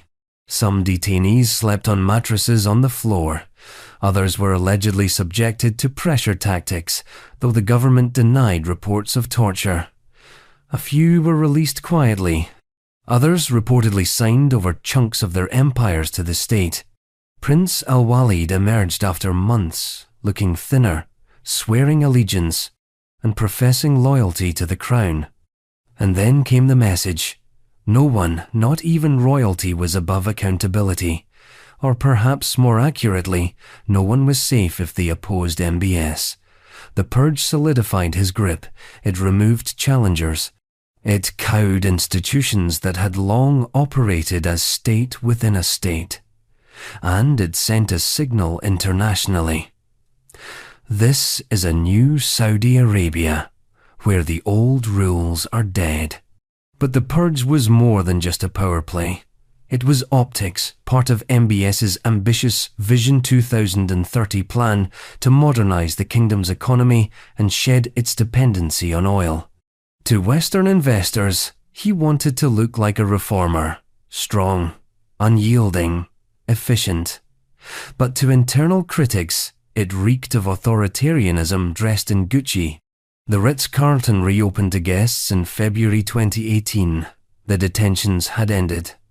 The lobby music returned, but the palace coup had already been executed with the softest carpeting money could buy.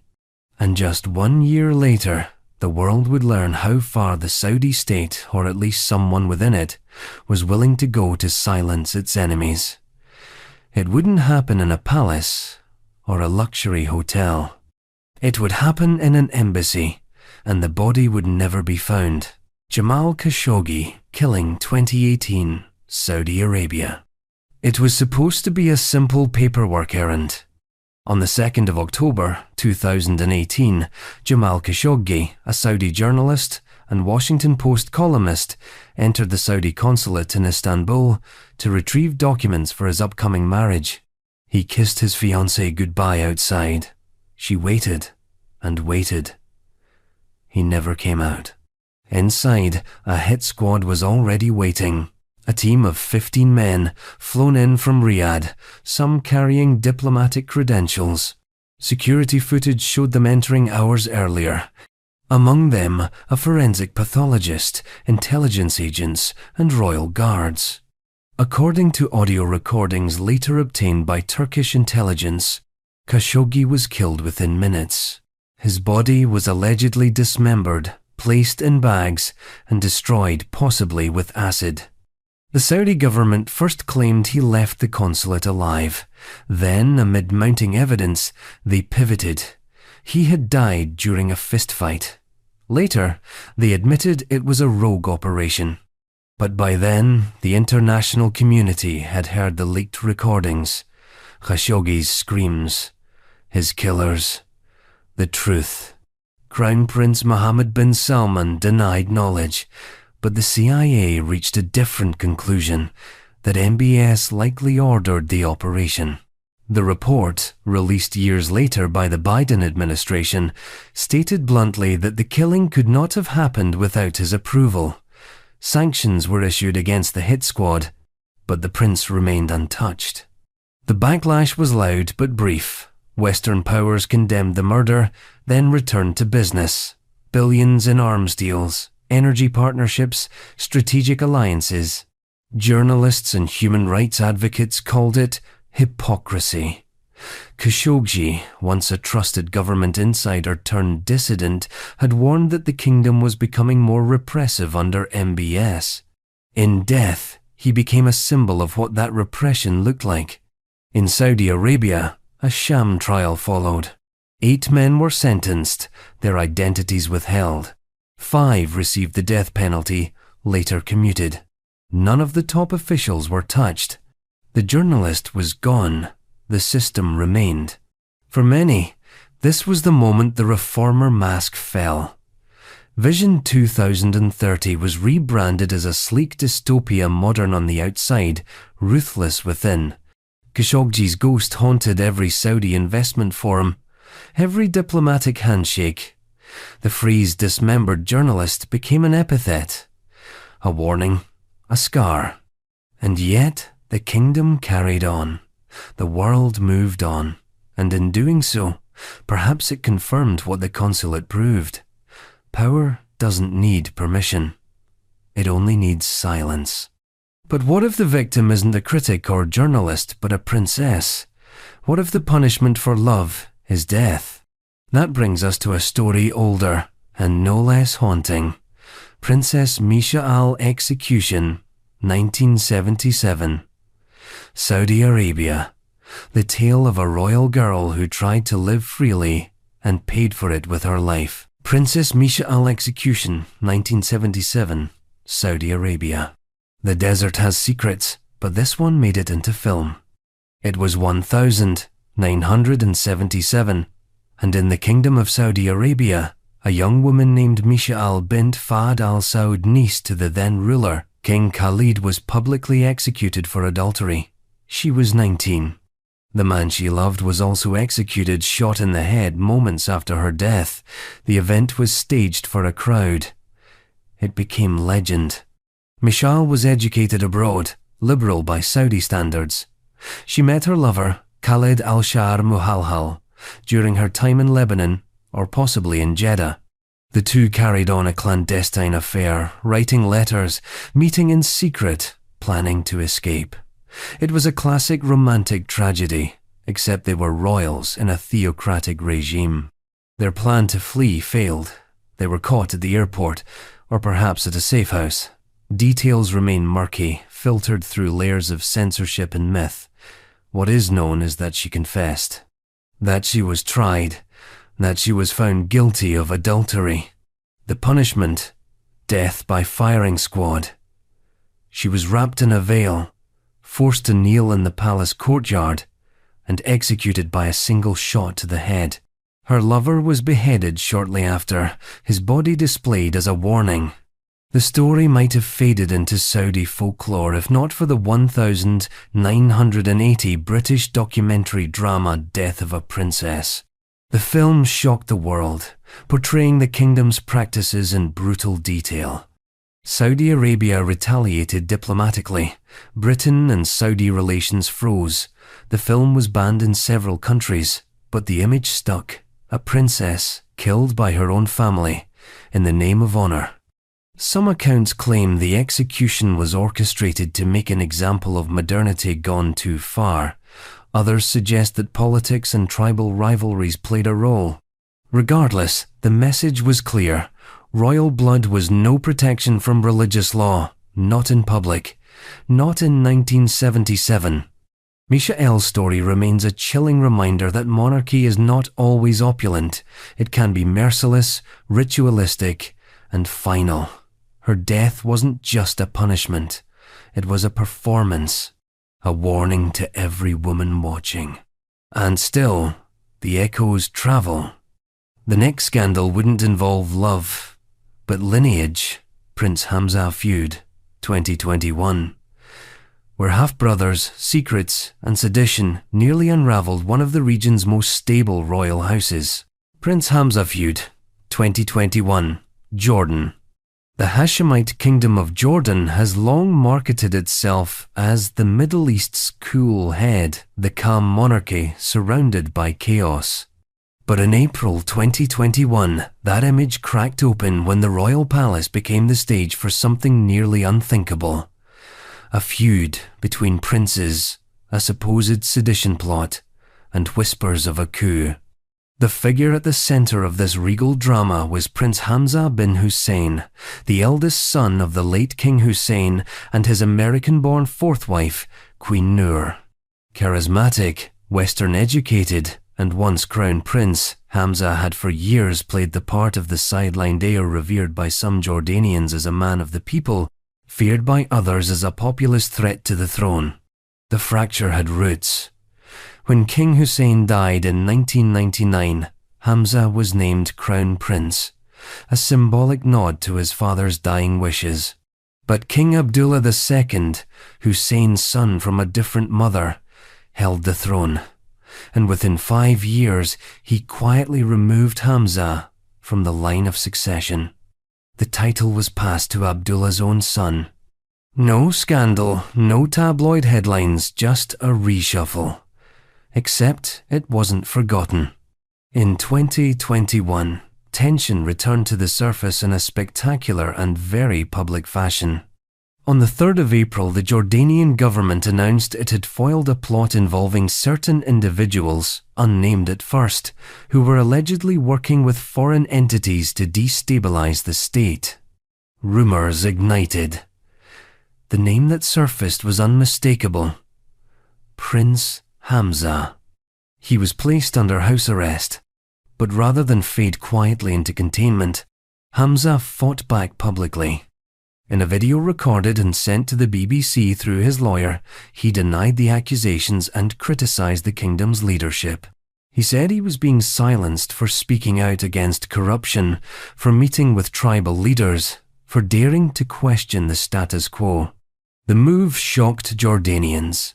The monarchy, rarely challenged openly, now faced a fissure from within its most sacred circle. Supporters of Hamza praised his courage. Critics saw destabilization at a time when Jordan faced economic pain and geopolitical fragility. The palace issued statements that wavered between denial and control. No coup had taken place, they said. Just a misunderstanding. But dozens of figures, some of them connected to tribal elites and former officials, were arrested. Not Hamza. He remained under a form of soft confinement. In the days that followed, the kingdom leaned hard on its most potent tool, family. King Abdullah released a letter saying Hamza had pledged loyalty. The Queen Mother, Noor, fired off cryptic tweets defending her son. Eventually, a family mediation was announced, suggesting that Jordan was more interested in reconciliation than retribution. But behind the scenes, the implications were clear. This wasn't a Netflix plot twist, it was a political earthquake in a region where monarchies endure precisely because they present a united front. The Hashemites, descendants of the Prophet Muhammad, had always wielded religious legitimacy and tribal alliances. Now, one of their own was publicly challenging the sanctity of that narrative. In 2022, things escalated again. Hamza renounced his royal title altogether. He said his convictions could not be reconciled with the current structures of power. The kingdom tried to turn the page. But the episode left a crack that hasn't quite healed. And it left behind a question. How much dissent can a monarchy tolerate from within? The answer depends not just on politics, but on performance.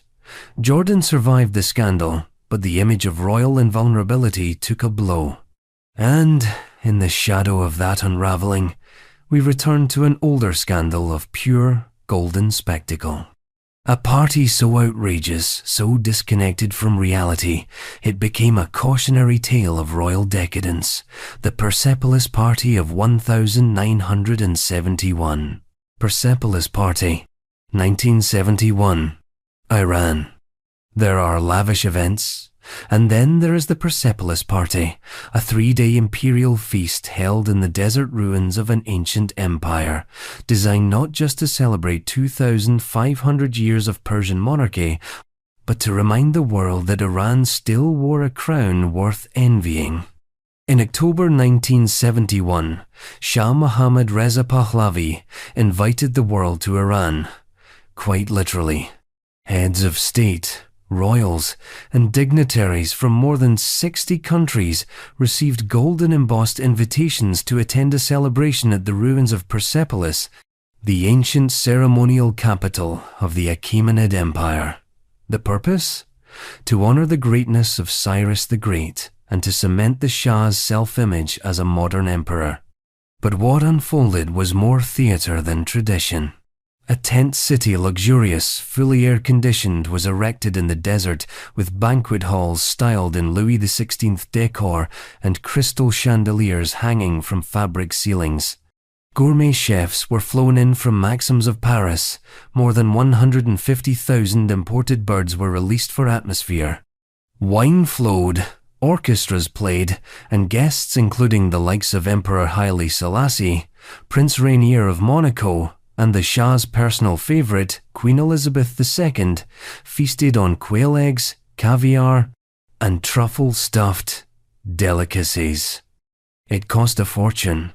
Some reports estimate over $100 million, possibly more in today's currency. For a country already wrestling with poverty, social unrest, and severe political tension, it was a tone-deaf display of imperial ego. Tehran's slums darkened while champagne bubbled in the desert.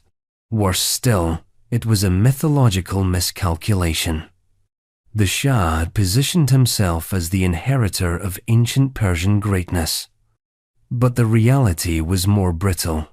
Iranians saw it not as a celebration, but as a grotesque insult. Opposition groups, Islamists, Marxists, and students fumed. Pamphlets circulated. Dissidents whispered, if this was the future of Iran, it looked too much like Versailles before the guillotine. The Persepolis Party became the beginning of the end.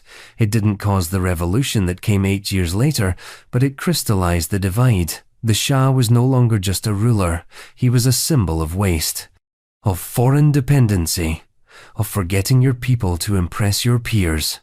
The pageantry ended, but the illusion never recovered. When the revolution came in 1979, it wasn't just the monarchy that collapsed, it was the entire myth of the Shah as a bridge between old and new. That night, in the desert, amid fireworks and five-star soufflés, Iran saw its reflection, and it didn't like what stared back. Next, we follow that fall of glamour to a more personal tragedy, the story of Soraya, the Shah's second wife, who was beloved by the people but discarded by the monarchy. A queen without an heir and without a crown. Soraya's divorce. 1958, Iran. At first, it looked like a love story. A young, stunning German-Iranian actress swept into the golden orbit of the peacock throne. When Soraya Esfandiari Bakhtiari married Shah Mohammad Reza Pahlavi in 1951, Iran exhaled. She was modern, educated, photogenic, and yet, what began in a palace ended in exile, because even love must kneel before lineage. For 7 years, Soraya was the queen of Iran. But there was one problem: no children. More specifically, no heir. Doctors were consulted. Fertility was scrutinized. Pressure mounted. The Shah, already fixated on dynastic continuity, was caught in a cruel dilemma: keep his queen or secure the monarchy. By 1958, the verdict was in. Despite his public displays of devotion, the Shah announced their divorce. Not for lack of love, but for lack of sons. Soraya left the country heartbroken. She later called it the greatest pain of my life. The people loved her. They wept when she left. Iranian tabloids followed her every move. She became a tragic celebrity, a woman too modern for tradition, too beloved to rule, too barren to stay. She tried to move on. Hollywood flirted with her. She acted in a few films. She modeled. But she never remarried, never found another crown. She died in Paris in 2001, alone, surrounded by photographs, letters, and memories. Soraya's story remains one of monarchy's sharpest ironies. Adored by her people, rejected by her palace. She had beauty, charm, and love. What she didn't have was the one thing royalty still values above all else: an heir. And with that, we leave behind broken promises and champagne ruins for a new court of controversy, the wild, excessive world of King Farouk's Playboy reign, 1936-52, Egypt, where corruption, feasts, and scandal turned a kingdom into a tabloid. King Farouk's Playboy reign, 1936-52, Egypt. By the time King Farouk of Egypt abdicated in 1952, he was no longer a ruler. He was a punchline in cafes, a cautionary tale in newspapers, and a symbol of everything broken in the Arab monarchic world. His reign, which began with promise and ended in rot, remains a case study in how power without purpose devours itself from the inside out. When Farouk ascended the throne in 1936 at the age of 16, Egypt saw him as a breath of fresh Nile air. Tall, shy, educated abroad, he was young, charismatic, and pitched as a modernizer. The British, who still held enormous influence in the country, saw him as pliable. The Egyptian people saw him as hope in a tailored uniform. both would be wrong.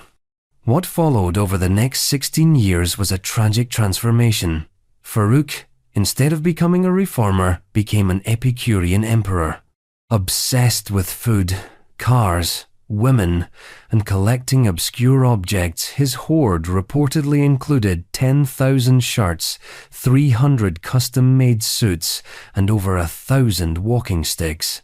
He gambled away national pride in Monte Carlo, dined like a king in Paris while his people went hungry, and kept refrigerators full of champagne in a country where basic medicine was scarce.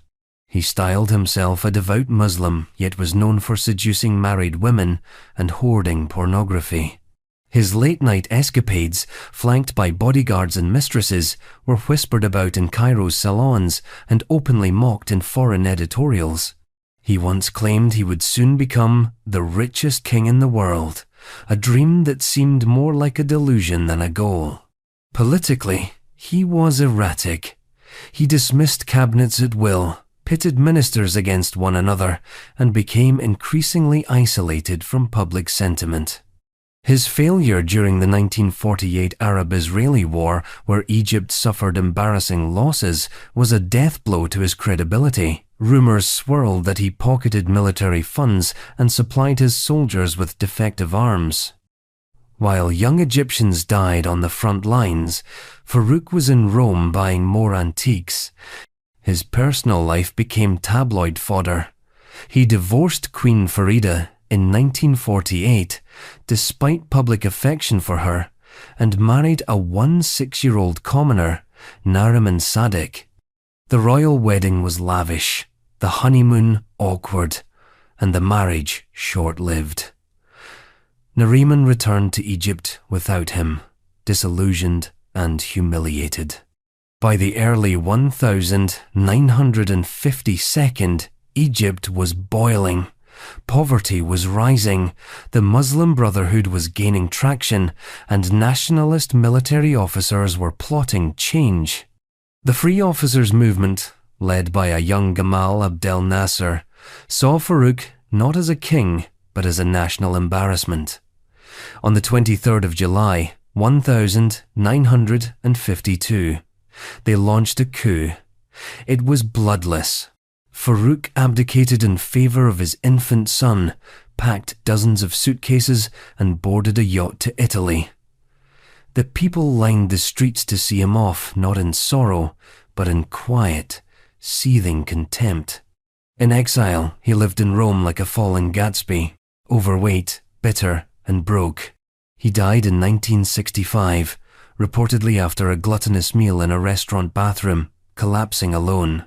The man who once ruled 22 million people with unchecked power ended his life as a footnote. Farouk's legacy is not simply of indulgence, it's a warning. He had every opportunity to reform, to modernize, to lead, but he chose luxury over legacy, vanity over vision. And when the tide turned, there was no dynasty left to save. Next, in the long fall of royal excess, King Saud deposed 1964, Saudi Arabia. A monarch so wrapped in self-indulgence that even his own family said enough. King Saud deposed 1964, Saudi Arabia. In the world of absolute monarchies, removal is usually a story of coups or assassinations. But in Saudi Arabia in 1964, it was the House of Saud itself, yes, the royal family that turned on its own king. The story of King Saud is not one of treason or rebellion. It's one of extravagance, mismanagement, and the rare moment when a monarchy cannibalized itself for survival. King Saud bin Abdulaziz Al Saud, the eldest son of the kingdom's founder, King Abdulaziz bin Saud, came to power in 1953.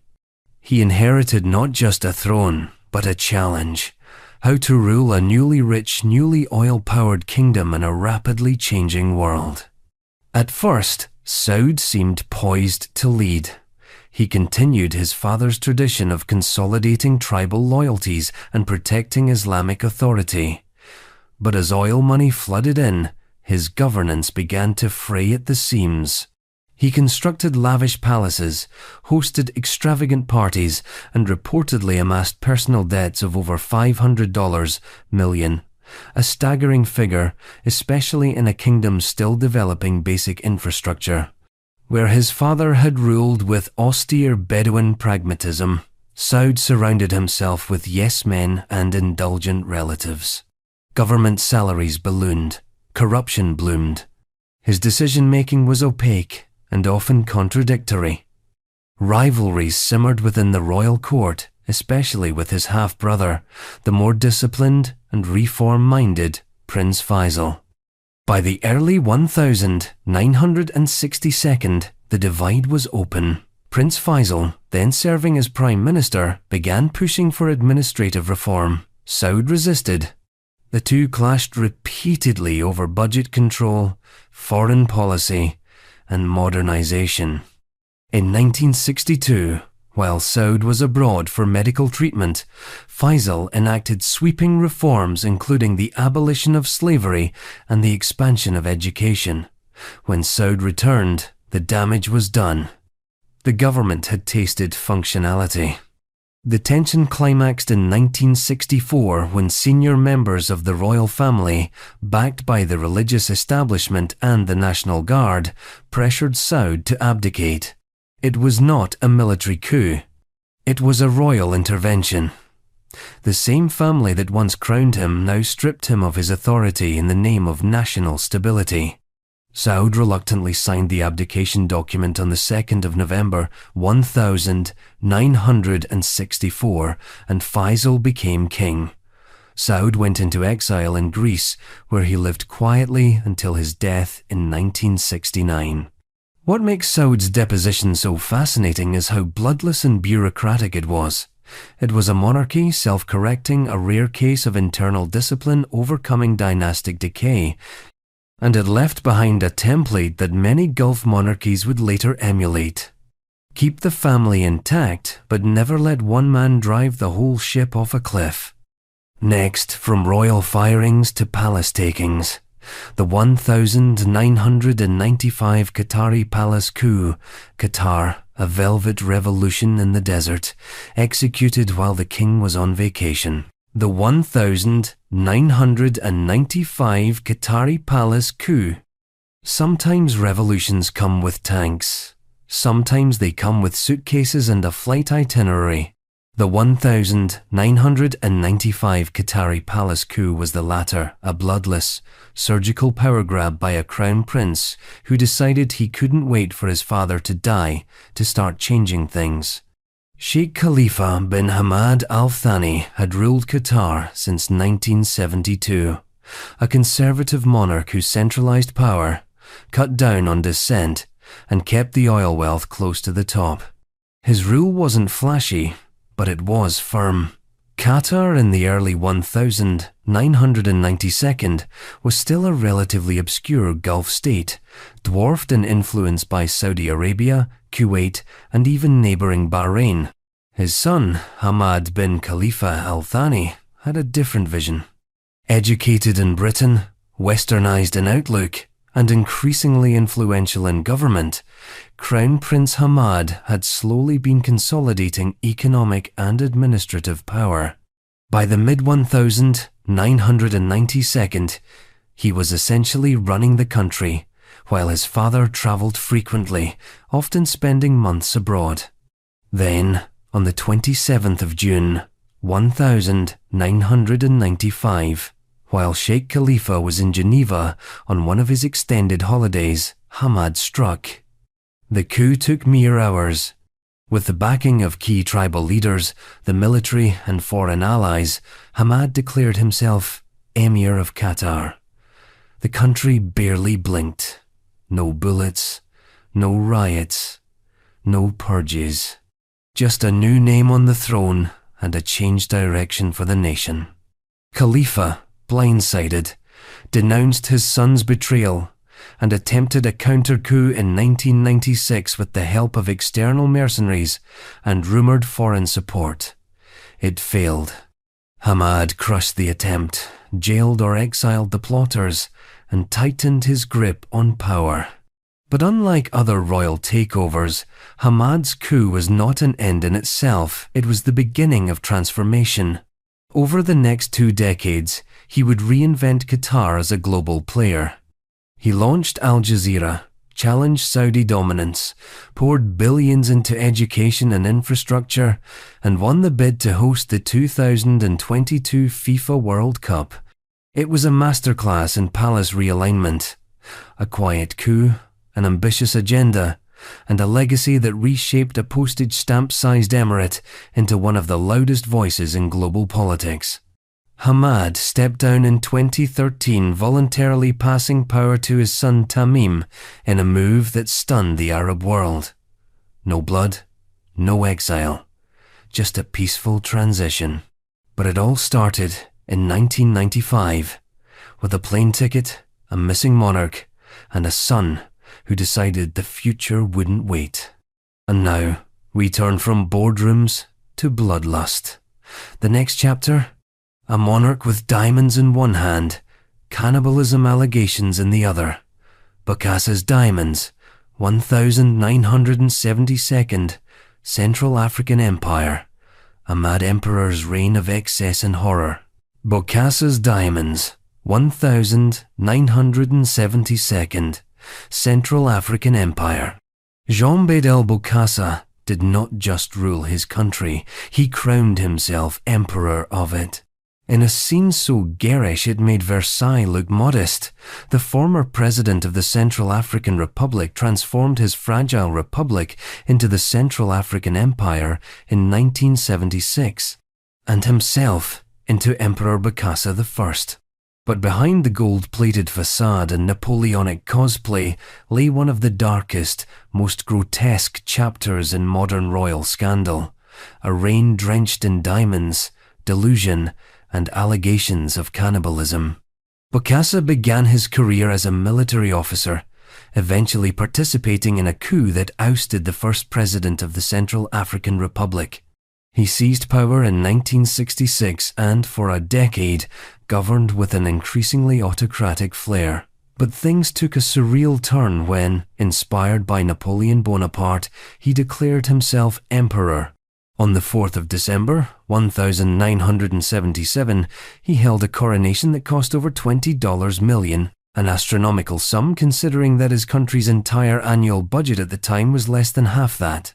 He entered the coronation hall wearing a 32-pound gold crown encrusted with diamonds. The throne, solid gold, shaped like an eagle. Foreign dignitaries largely stayed away. Even France, his chief benefactor, sent a relatively low-level delegation, no doubt embarrassed by their role in propping him up. But for Bokassa, the ceremony was about more than international approval. It was about legacy, immortality. He wanted to be remembered, and remembered he was. Bokassa ruled not as a monarch but as a despot wrapped in regal fabric. His obsession with wealth and power knew no bounds. He accumulated massive caches of diamonds, many of which were gifted controversially to French President Valéry Giscard d'Estaing. The scandal exploded in the French press. The so-called Diamond Affair exposed the cozy, corrupt relationship between the French government and one of Africa's most brutal rulers. It sparked political crisis in France and contributed to Giscard's electoral defeat in 1981. But diamonds were only part of Bokassa's bloody rule. The allegations that would haunt him most came from events surrounding student protests in 1979. School children were arrested, imprisoned, and, according to survivors and reports, tortured and killed. The horror didn't stop there.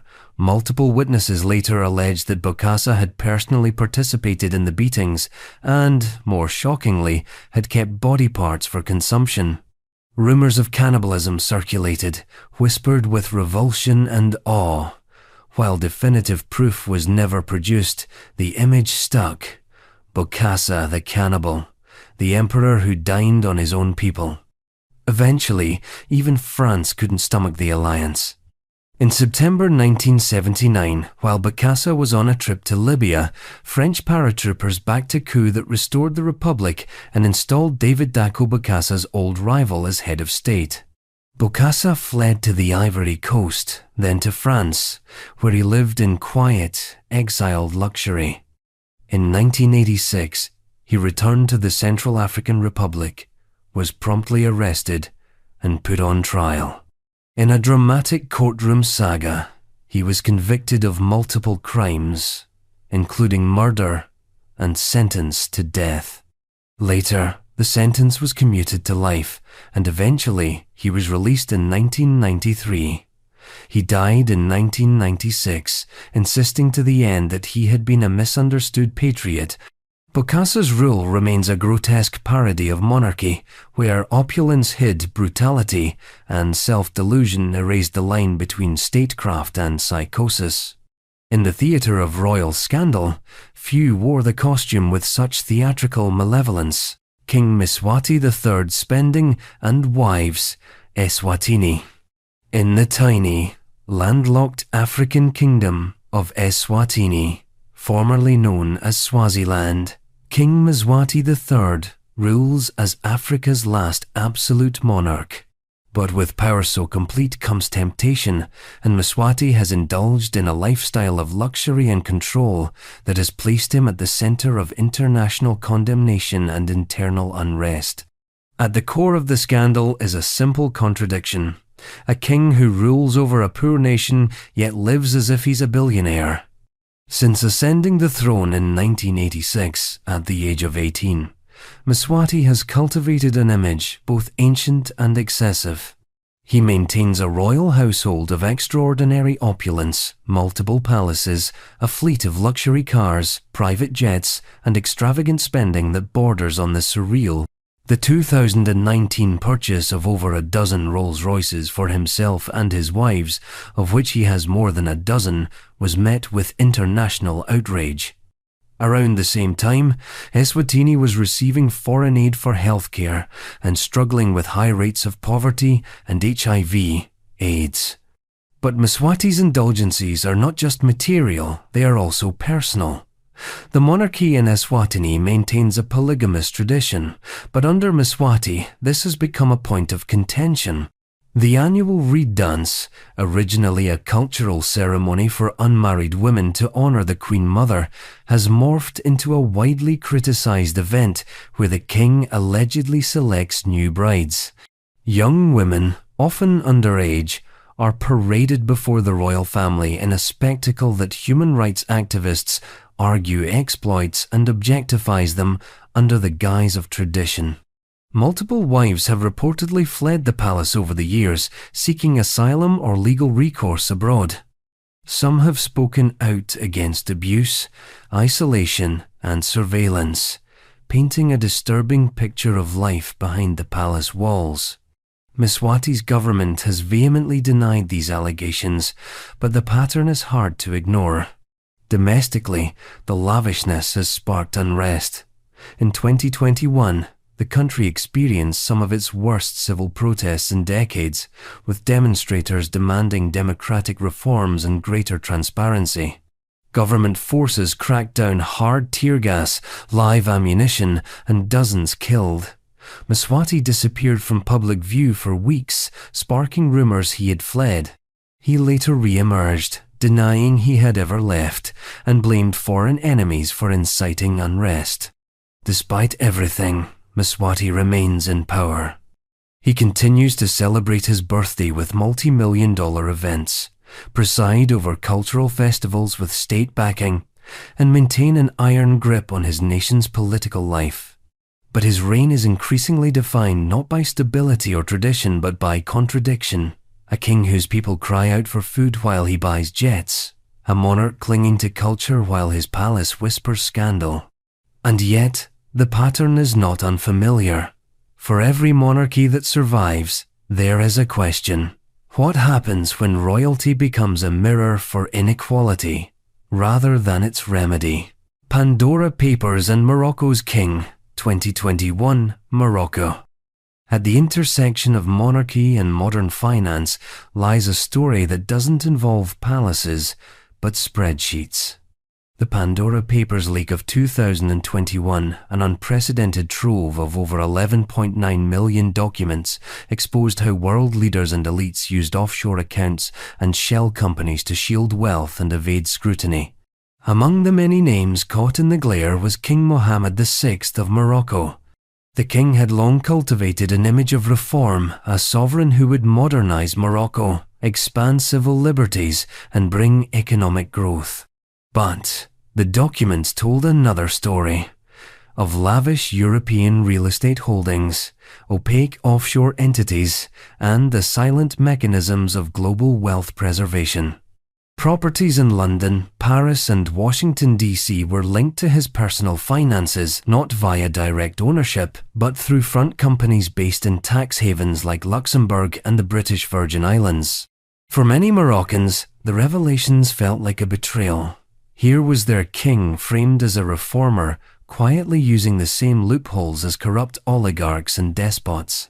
The country was still reeling from pandemic-era job losses, soaring youth unemployment, and chronic inequality. The optics were devastating, but the Moroccan monarchy responded with silence. No formal denial, no explanation. Just the sound of business as usual. In Morocco's controlled press environment, the story faded from front pages quickly. But the international press didn't forget, and neither did the people. What made the scandal sting even more was that it wasn't about illegality, it was about ethics.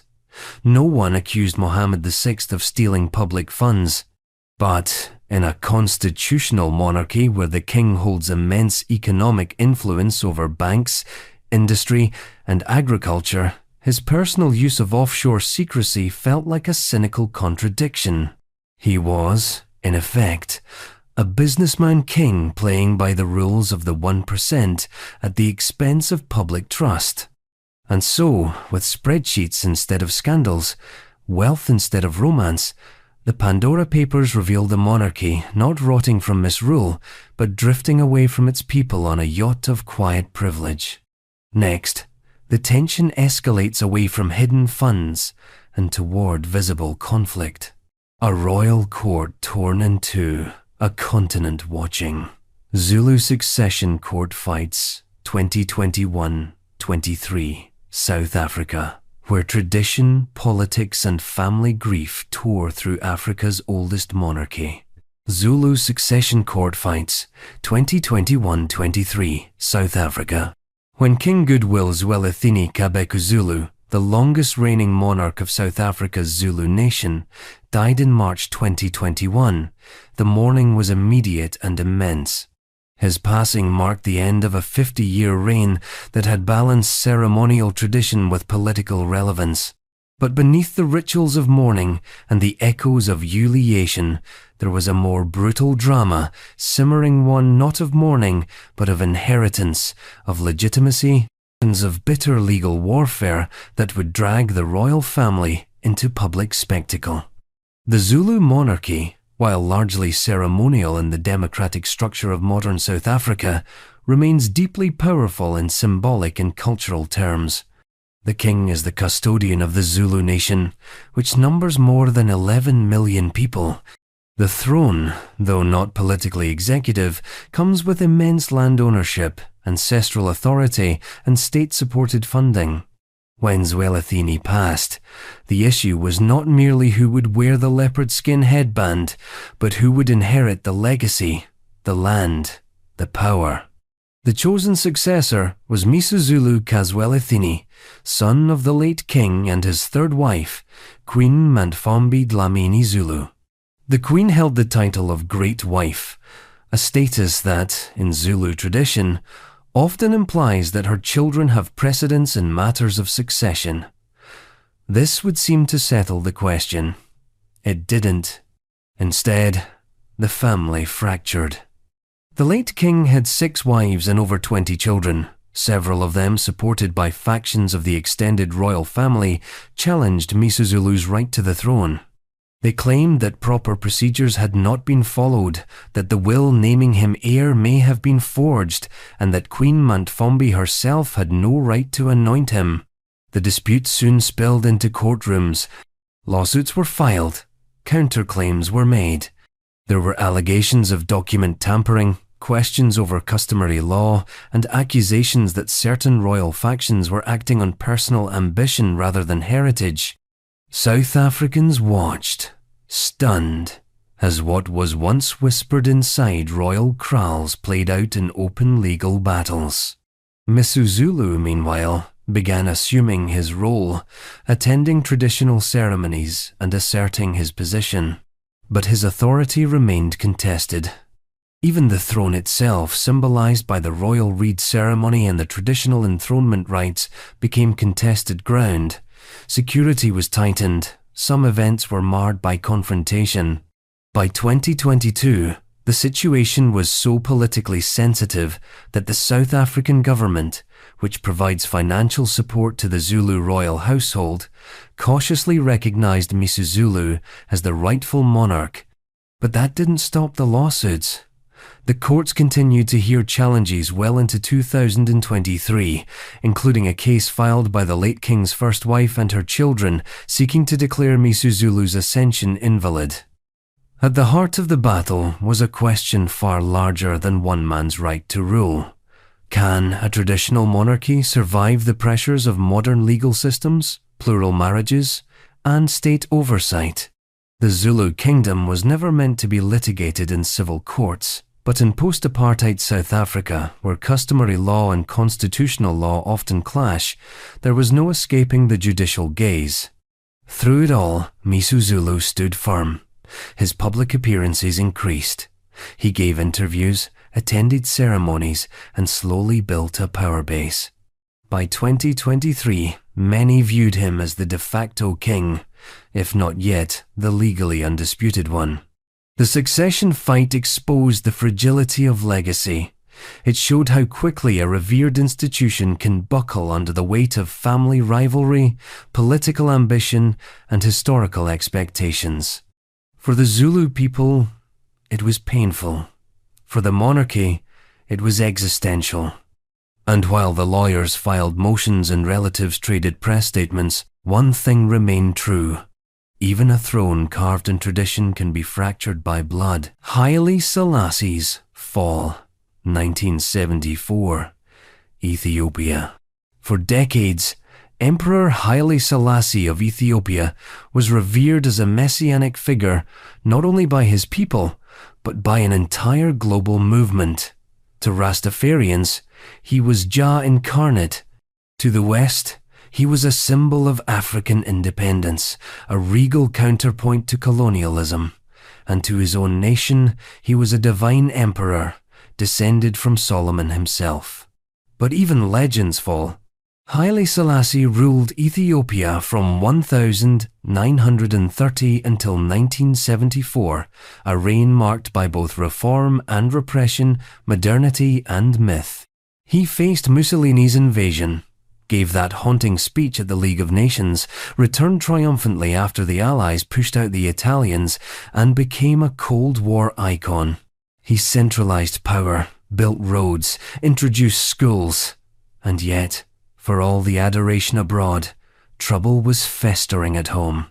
By the 1972nd, Ethiopia was in crisis. The gap between the imperial elite and the starving masses had grown unbearable. While the emperor's court still lived in opulence, rural Ethiopia was withering. Droughts devastated the countryside. Famine spread silently. Thousands starved while the state suppressed information, pretending the empire was stable.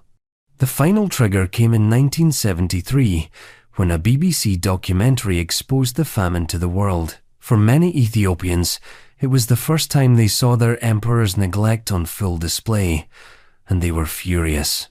Protests erupted first among students, then among workers, then across the country. The military, once loyal, grew restless. The Derg, a committee of military officers began consolidating power under the pretense of national salvation. In September 1974, they struck. Haile Selassie was deposed.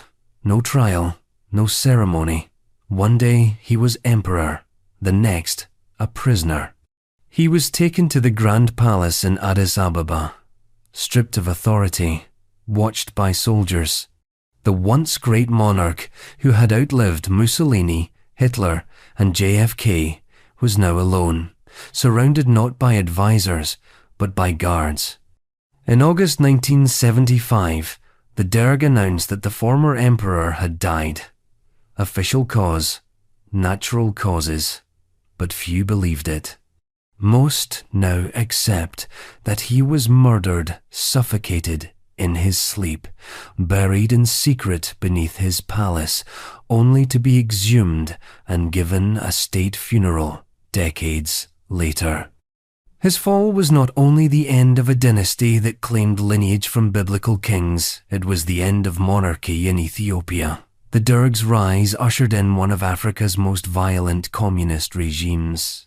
His family was imprisoned, scattered into exile. His legacy was vilified, re-examined, and ultimately mourned. But in death, Selassie became something more. To Rastafarians, he remained divine.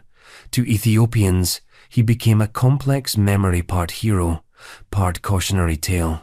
He was not a monster, but he had failed. He had looked too long at the gold and not enough at the grain.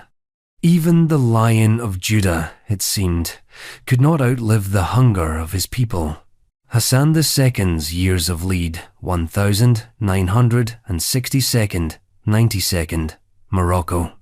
The phrase years of lead doesn't come from poetry. It comes from blood, from bullets, from prisons that swallowed screams whole.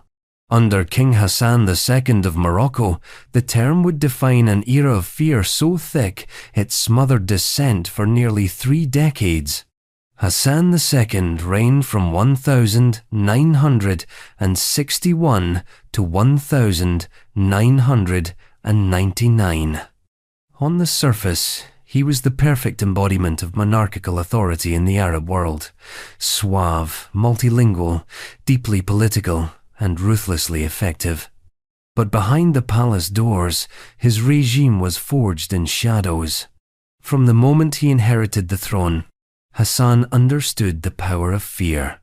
He survived multiple coup attempts in 1971 and 1972 and responded by building a security state that became a model of autocratic control. Dissent was crushed before it could gather breath. Activists disappeared. Writers were jailed. Journalists were silenced. The regime's most infamous symbol was the Tasmamart prison, a secret underground facility where political prisoners were kept in absolute darkness for years, some for decades. No trials, no contact. Just slow, silent death. Opposition parties operated under strict control. Elections were tightly managed. The secret police had wide latitude to arrest, interrogate, and detain anyone seen as a threat. It was said that if you whispered in your kitchen, someone at court would still hear it. But Hassan wasn't just a despot, he was a master of manipulation. He played Cold War powers against each other, securing aid and alliances from both the US and Europe. He positioned himself as a moderate, a bulwark against communism and extremism. It worked. Western governments turned a blind eye to the torture chambers in exchange for strategic partnership. At home, the fear was palpable. Families whispered about loved ones who never came home. Entire generations grew up knowing that a wrong word could lead to disappearance. The king controlled not just the military or the parliament, but the very limits of thought. It wasn't until the 1992nd, under mounting pressure from human rights organizations and an evolving international climate, that the regime began to loosen. Tasmamart was exposed and closed. Some prisoners were released. Reforms were promised. but the scars remained. Hassan II died in 1999, succeeded by his son Mohammed VI. He left behind a country desperate to heal and a legacy that remains polarizing. For some, he was a statesman who kept Morocco stable during chaotic times. For others, he was a tyrant whose reign was written in lead and sealed in silence. What his rule proves is that even monarchs who appear composed, diplomatic, and strategic can govern through fear so total it becomes invisible. Hassan didn't rule from the shadows, he made the shadows his throne. Next, a monarch whose throne is equal parts crown and chaos, Vajiralongkorn and consort Fascinate, 2019-20 Thailand, where royal romance plays out in royal edicts, demotions, disappearances, and a mysterious reinstatement. Vajiralongkorn and consort Fascinate, 2019 Thailand. In the glittering and rigidly hierarchical world of Thai royalty, there exists no room for ordinary drama. So when King Maha Vajiralongkorn, also known as Rama X, reintroduced the ancient title of royal consort in 2019 after nearly a century of disuse, the nation braced itself. But no one, not even the most devout monarchists or cynical observers, expected the roller coaster that followed. Vajiralongkorn had ascended the throne in 2016 after the death of his father, the deeply revered King Bhumibol Adulyadej. Where Bhumibol was a symbol of stability, discipline, and spiritual duty, his son emerged as something else entirely enigmatic, flamboyant, and known more for his eccentric private life than his leadership. Rumors of his lifestyle had long circulated. Time spent living in Germany, tattoos on the torso of his poodle, who held a military rank, and an apparent fondness for micromanaging court life from afar. But in July 2019, the king made headlines for something more than speculation. On the eve of his 67th birthday, he officially named Major General Saninat Wangvajirapakdi his royal consort, publicly, formally, with a televised ceremony and portraits released to the nation. It was the first such appointment since the era of absolute monarchy ended in 1932. The move stunned Thailand and the world. Saninat, a former army nurse and trained pilot, had reportedly been close to the king for years. She was charismatic, camera-friendly, and fiercely loyal, qualities that made her both a modern media figure and, inevitably, a rival. After all, just 2 months earlier, Vajiralongkorn had married and crowned Queen Suthida, a former flight attendant and royal bodyguard. Now there were 2 women, both from military backgrounds, both intimately close to the monarch, and both visibly jockeying for public favour. The royal court, tightly controlled by the king, released photo albums of Saninat in combat gear, flying planes, and doting on the king. It was part propaganda, part romance novel, but the fairy tale unravelled almost as quickly as it had begun. By October 2019, barely 3 months after her ascension, Saninat was abruptly stripped of her title, rank, and honours.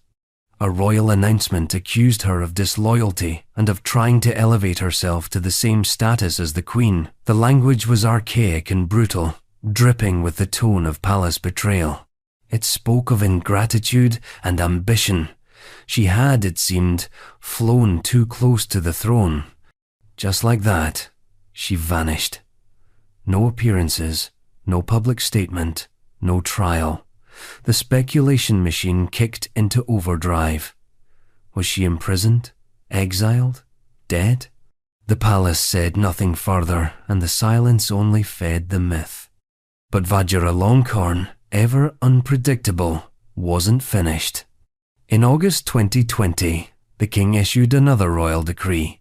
Saninat was reinstated. Her titles, rank, and honour were fully restored, and the previous accusations were declared null and void.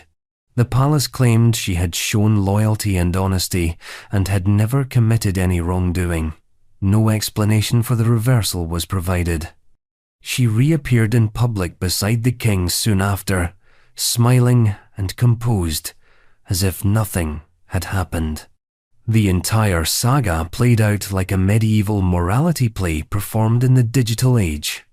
Seninat's rise, fall, and return seemed less like a series of decisions and more like chapters in a story only one man could write.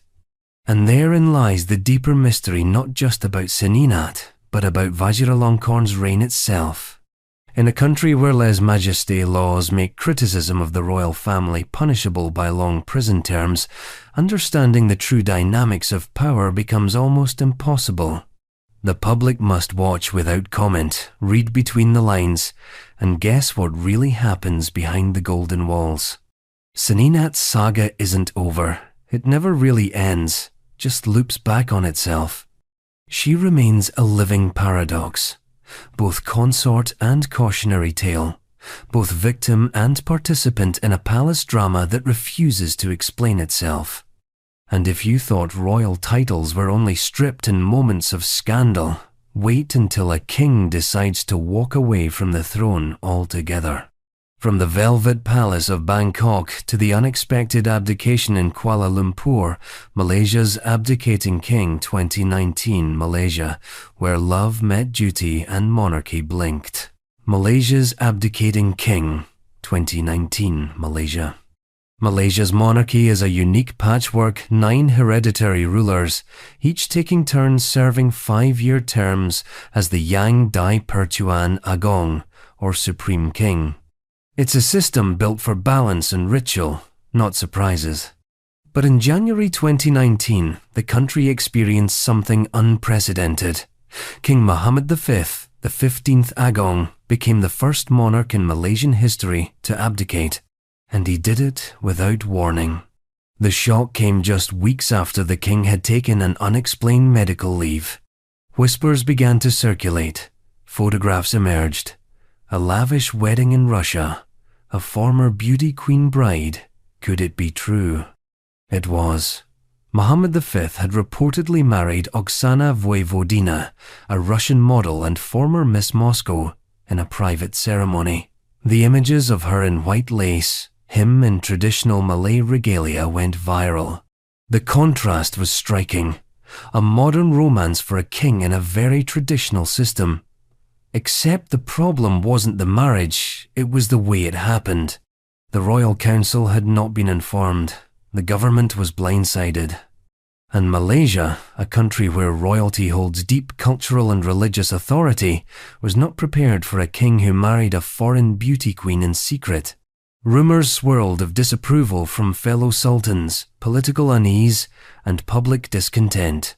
Then, on the 6th of January 2019, the palace released a one-line statement. King Muhammad V had stepped down. No reason given, no successor named. Just a quiet, historic end to a brief and chaotic reign. His abdication triggered a media frenzy. Was he forced out? Was it a voluntary exit? Was the marriage to blame? Or were there deeper fissures?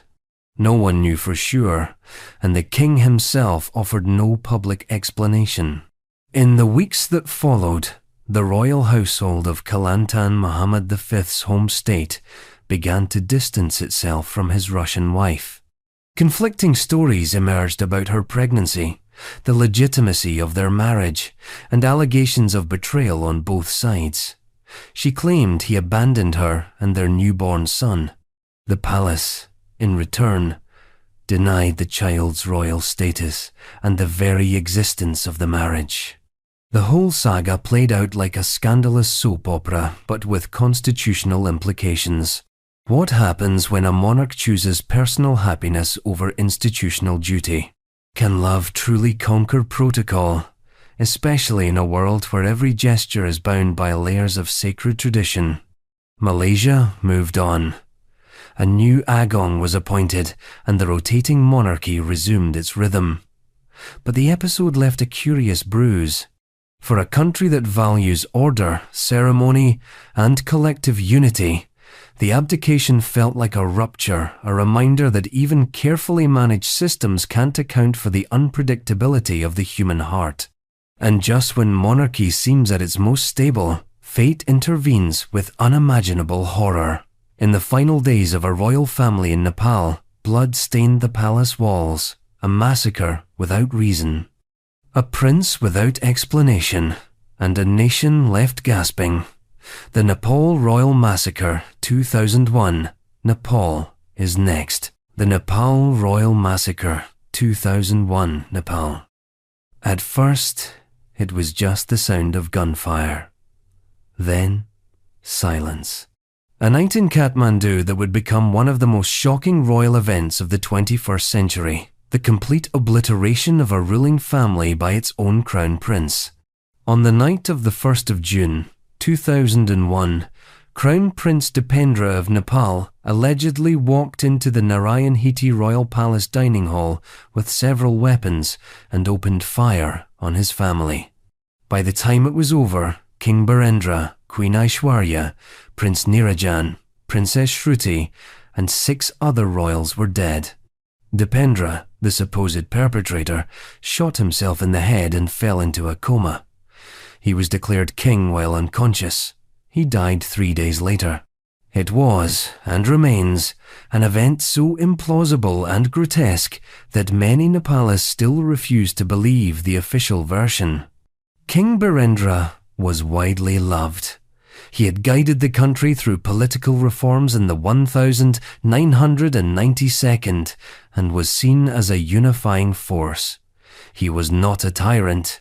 He was a scholar, a modernizer. His murder felt like a betrayal of history itself. The supposed motive? A rejected love.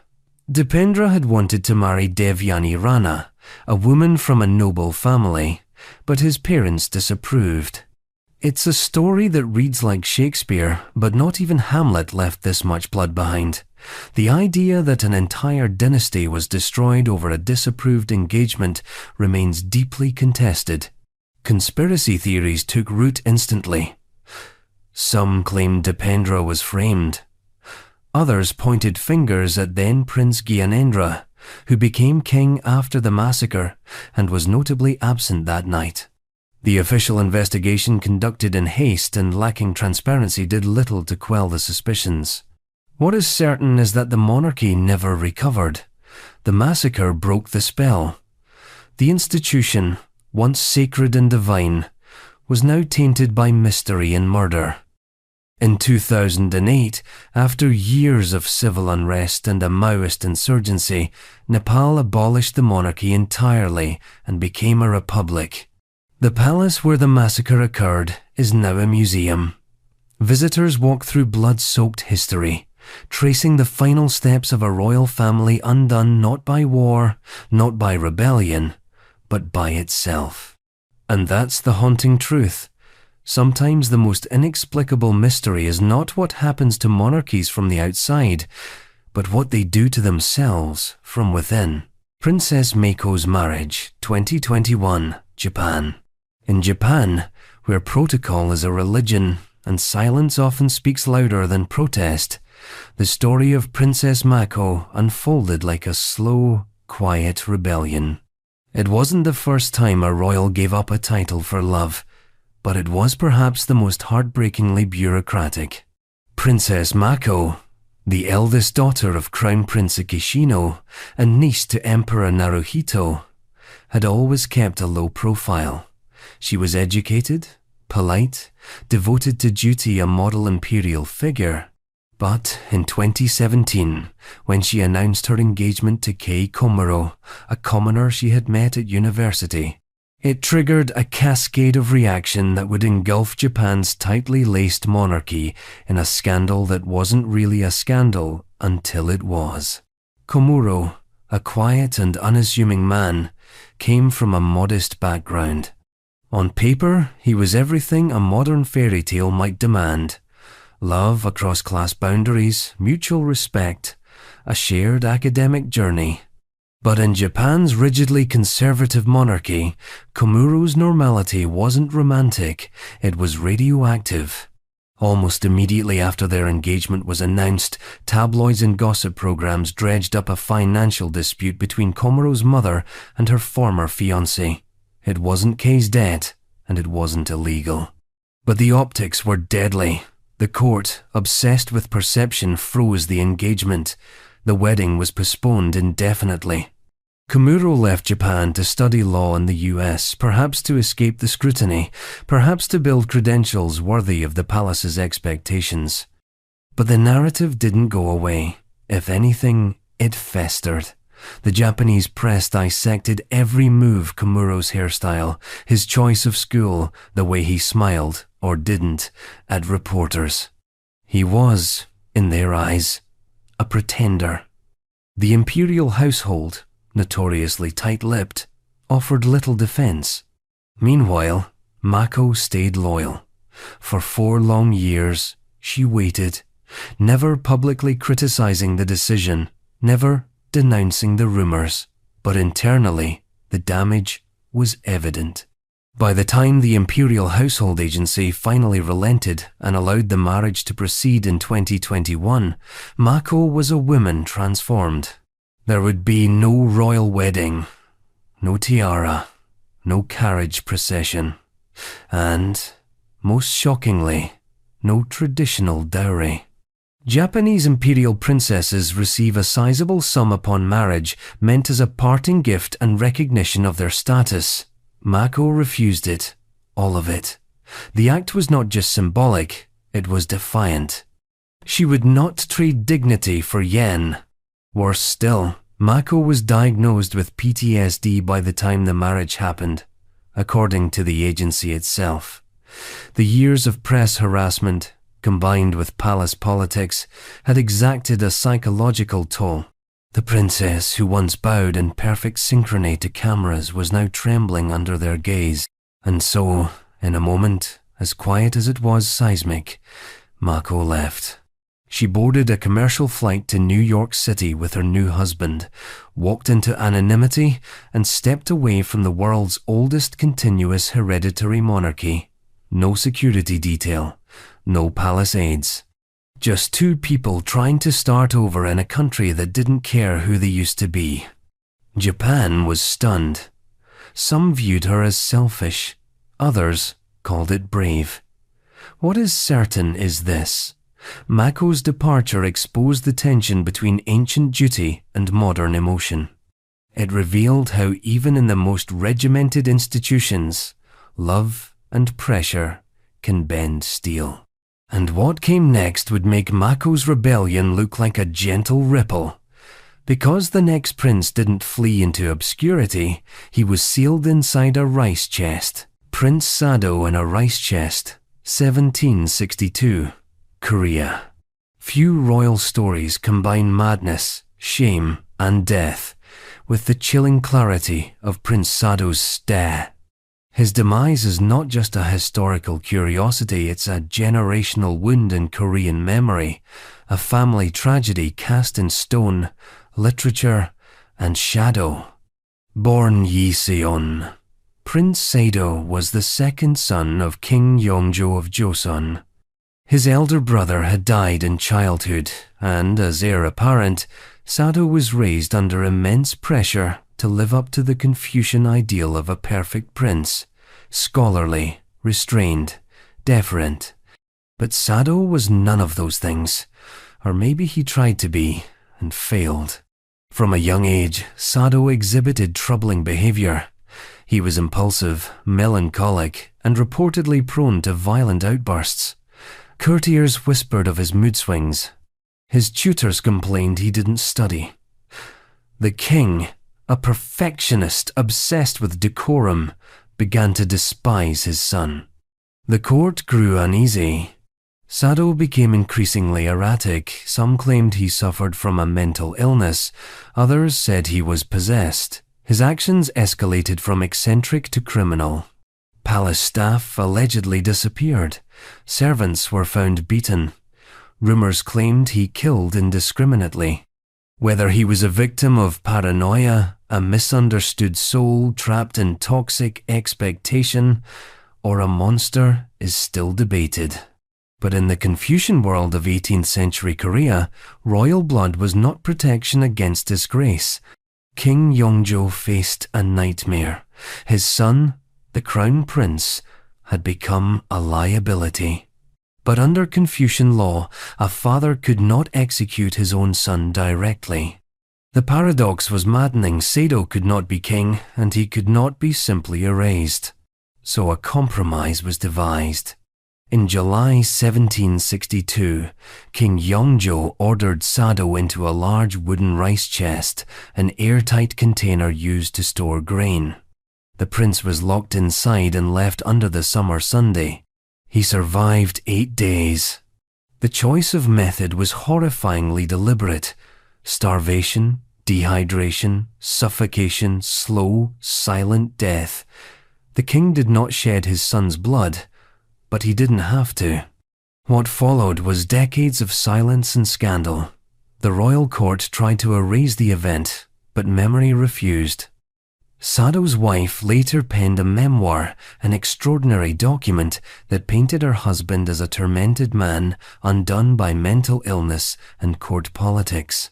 The truth may lie somewhere in between. Was Sado a victim of his father's obsession with image, or a truly dangerous man hidden behind titles? Later, King Yongjo posthumously restored Sado's name for the sake of Sado's son, who would become King Jeongjo, one of Korea's most celebrated monarchs. But the restoration was ceremonial, not healing. To this day, the rice chest remains a metaphor in Korean culture, a symbol of familial violence wrapped in silence, of failure to protect and failure to speak. A punishment so inhuman, it haunts even stone memorials. And speaking of emperors whose downfall was marked not by madness but by leisure and exile, the next monarch watched his world collapse from behind gold-rimmed sunglasses. Enter the Playboy Emperor, Bao Dai. The Playboy Emperor, 1945-55, Vietnam. Bao Dai was born into the French colonial machine, raised in Paris, fluent in Vietnamese, Chinese, and French, and tailor-made to be both emperor and puppet. As the last emperor of Vietnam, his story is less about power and more about its performance, less about ruling and more about being ruled by those who thought they knew better. He inherited the New Han dynasty's throne in 1926 at the age of 12, but didn't take on real duties until the age of 20, after years of European schooling. His coronation was an awkward spectacle of two worlds, French diplomats in stiff uniforms standing beside mandarins in brocade robes, each trying to claim him as their own. Bao Dai was already fluent in contradiction. Under French control, he was largely ceremonial. He signed decrees, received visitors, smiled at ceremonies. The real power lay elsewhere in colonial offices, in Paris, in the hands of governors. Still, he played his role well. He enjoyed the trappings of empire, palaces, vintage cars, tailored suits, weekend hunts. World War II changed the landscape. Japan invaded, and France's hold weakened. Bao Dai was left to navigate a political minefield. In March 1945, as Japan ousted the French, they installed Bao Dai as head of the newly independent Empire of Vietnam. It was independence in name only. He was still a puppet, just under new management. Then came the August Revolution. The Viet Minh, led by Ho Chi Minh, swept through the country as Japan surrendered. Bao Dai, faced with a sea change, did something few monarchs do. He abdicated voluntarily. In a powerful symbolic moment, he handed over the imperial seal and sword to the new government. "I would rather be a citizen of an independent country than emperor of a subjugated one," he reportedly said. And for a moment, he was on the right side of history. But the story didn't end there. In 1949, the French tried to reinstall Bao Dai as head of state for the state of Vietnam, hoping he could counterbalance the rising power of Ho Chi Minh. But Bao Dai had changed, or perhaps he hadn't. He rarely returned to Vietnam. instead living a lavish lifestyle in France and Monaco. He became more famous for gambling, yacht parties, and European romances than governance. Vietnam spiraled. The First Indochina War raged. Bao Dai's leadership, or lack of it, made little impact.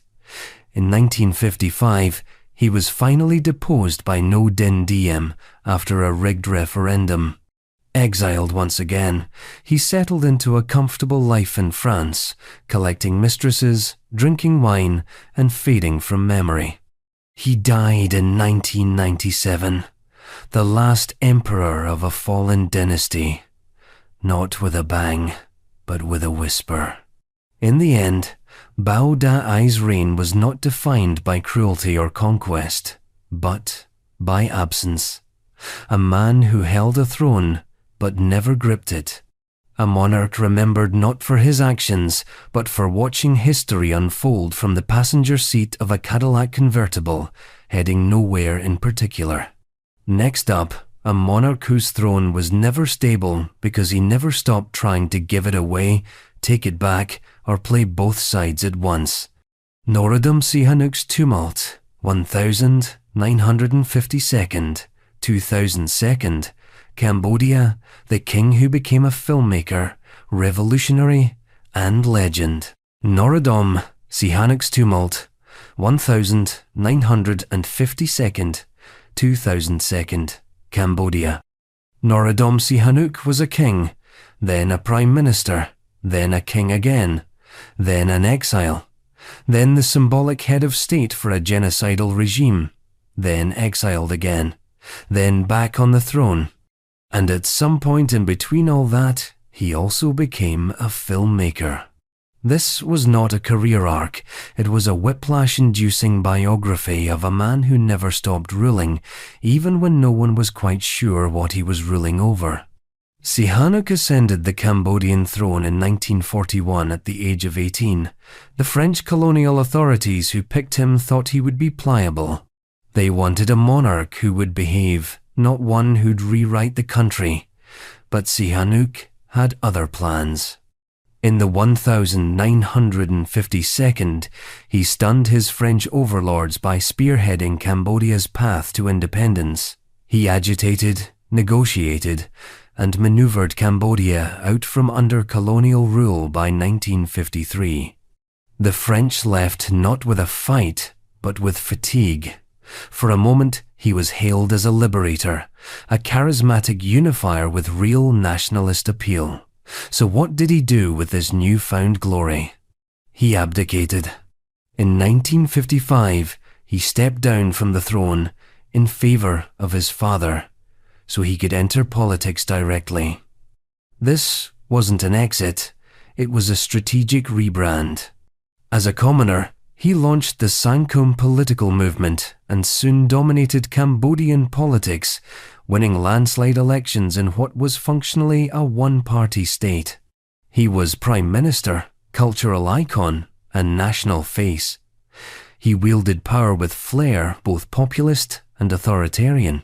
He jailed critics, praised neutrality, and tried to play the Cold War like a piano, balancing relations between the US, China, and the Soviets. And then, the piano fell on him.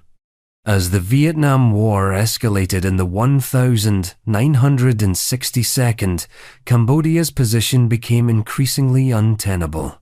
Sihanouk tried to maintain neutrality, but his tolerance of North Vietnamese activity within Cambodian borders made him a target for American suspicion. Internally, unrest grew. Economic issues, corruption, and his flamboyant leadership style, peppered with frequent musical compositions and movie productions, began to wear thin. In 1970, while Sihanouk was abroad, his own general, Lon Nol, ousted him in a coup. Just like that, he was out no crown, no parliament seat, no nation. So he did the only logical thing. He joined the Khmer Rouge. Yes, the same Khmer Rouge who would go on to commit one of the worst genocides of the 20th century. In exile, Sihanouk formed an alliance with them, figuring they were the best vehicle to regain power.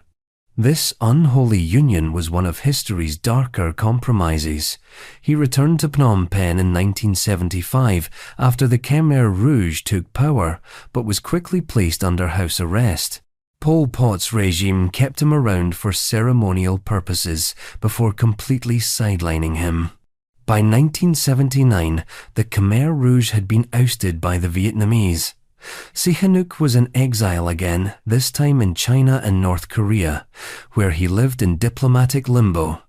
And yet, somehow, like a political cat with 9 lives, he remained a relevant figure.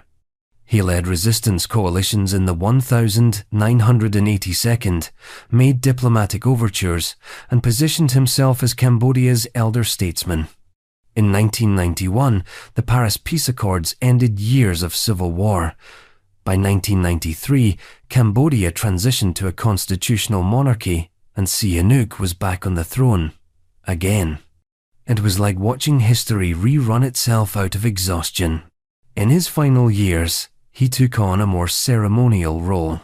He abdicated once more in 2004, citing health issues, and passed away in 2012 in Beijing, still beloved by many for his early role in independence, but haunted by his complicity with the Khmer Rouge. Sihanouk's legacy is an impossible puzzle: liberator, autocrat, revolutionary, victim, survivor, monarch. He was everything at once. A man who clung to power with one hand while reaching for the camera with the other. He directed nearly 50 films over his lifetime, often casting himself in the lead. He was never content to merely rule, he had to perform. And in the end, the question isn't whether Sihanouk was good or bad. It's how a single man could become a symbol, an institution, a paradox, and yet still vanish behind his own legend. Tonga's passport for sale scandals, 1992nd Tonga. If you've never heard of Tonga, you might imagine it as a tropical paradise tucked away in the South Pacific, a land of coconut trees, gentle monarchs, and a people rich in tradition. And for much of the world, that image holds. But in the 1992nd, the Kingdom of Tonga became the center of a bizarre international scandal, where royal authority was used to turn passports into a currency and the country into a loophole. At the heart of the scandal was a simple proposition: if your nation is small, sovereign, and relatively obscure, what exactly is stopping you from selling your citizenship to the highest bidder? Tonga, ruled at the time by King Taufa Ahau Tupu IV, faced mounting economic challenges. The kingdom lacked major industry, and the government was desperate for revenue. The solution? A passport scheme so murky and offbeat that it would eventually draw scrutiny from foreign governments, journalists, and international watchdogs. In the early 1992nd, Tonga began issuing honorary citizenships and passports to wealthy foreigners, often with little or no connection to the country. The buyers were typically from Hong Kong, Taiwan, and other regions where a second passport could provide a golden escape hatch, offering visa-free travel, tax haven advantages, and most importantly, a political insurance policy in case of upheaval. The price tag? Tens of thousands of dollars per passport. The program wasn't publicly advertised, but it was quietly administered through intermediaries, lawyers, offshore operators, even royally connected insiders. It became, effectively, a black market passport mill, operating with the sheen of legitimacy. At first, the scheme was rationalized as economic innovation. Tonga wasn't the only country experimenting with citizenship by investment, but as more details emerged, it became clear that this was less about strategy and more about personal enrichment. Members of the royal family were alleged to have profited handsomely. Tens of millions of dollars flowed through mysterious offshore accounts. Some reports claimed the funds were used to shore up the royal family's personal wealth, while others suggested they simply vanished. Then came the consequences. International pressure began to mount. Several passport holders were linked to criminal investigations in their home countries. Others used their Tongan documents to evade prosecution or smuggle money. New Zealand, Australia, and the United States grew uneasy, viewing Tonga's passport system as a backdoor for bad actors. The government tried to walk back the program, claiming ignorance or misunderstanding. A parliamentary inquiry was launched, but the damage was already done. Tonga's international reputation took a hit, and the passport sales were quietly suspended. In the years that followed, the scandal faded from headlines, but the implications lingered. Tonga had become a cautionary tale, a monarchy flirting with globalization in the most literal way, by selling its very identity. King Tupou IV eventually passed in 2006, and his successor, George Tupou V, began to modernize the monarchy. He rolled back some royal powers and allowed democratic reforms. But the ghost of the passport scandal hovered over Tonga's attempt at reinvention. This was not a scandal of violence or betrayal, but of sovereignty commodified. A tiny kingdom, tempted by the lure of easy money, turned its citizenship into a transactional good. In doing so, it raised uncomfortable questions about what monarchy means in the age of offshore banking. Emperor Faustin I's coronation, spectacle 1852, Haiti. Royal spectacle usually comes with empire. But in the case of Faustin Soluk, a Haitian general turned emperor, the empire was more costume than conquest, and the spectacle was a fever dream of ambition, insecurity, and borrowed grandeur. Faustin Soluke was a career soldier who rose through the ranks in the early days of independent Haiti. When he was elected president in 1847, elites thought they were picking a puppet, someone who could be controlled. What they got was a megalomaniac with a taste for pageantry and an eye on the imperial throne. In 1852, Soluk crowned himself Emperor Faustin I of the Second Empire of Haiti. The coronation was styled on Napoleon's, complete with extravagant robes, jewel-studded regalia, and imported European symbols of power. He created an imperial nobility on the spot. Dukes, counts, barons, and princes sprung up from thin air, many of them his loyal generals or favored allies.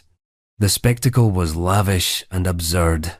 Haiti, a nation founded by enslaved people who overthrew their colonial rulers, now had an emperor sitting on a golden throne, issuing titles to an invented aristocracy. The irony was thick enough to cut with a saber. But behind the theatre was a darker truth. Faustin's rule was marked by paranoia and brutal suppression of opposition. He relied on a feared secret police force and orchestrated purges of his political enemies. His reign was also defined by failed military campaigns, particularly his repeated and futile invasions of the Dominican Republic. His obsession with imperial prestige couldn't cover for economic collapse, political chaos, and international isolation. By 1859, Faustin was overthrown in a coup led by General Fabre Geffrard. The emperor fled into exile in Jamaica. His empire dissolved, his titles revoked. He would later return to Haiti, but never again hold power. Faustin's empire was brief, bizarre, and deeply tragic. It was a monarchy built on mimicry, a nation trying to assert its legitimacy through European aesthetics, while its people suffered under their own rulers. The crown was heavy, not with diamonds, but with delusion. And yet, there's a certain poetic madness in Faustin's tale.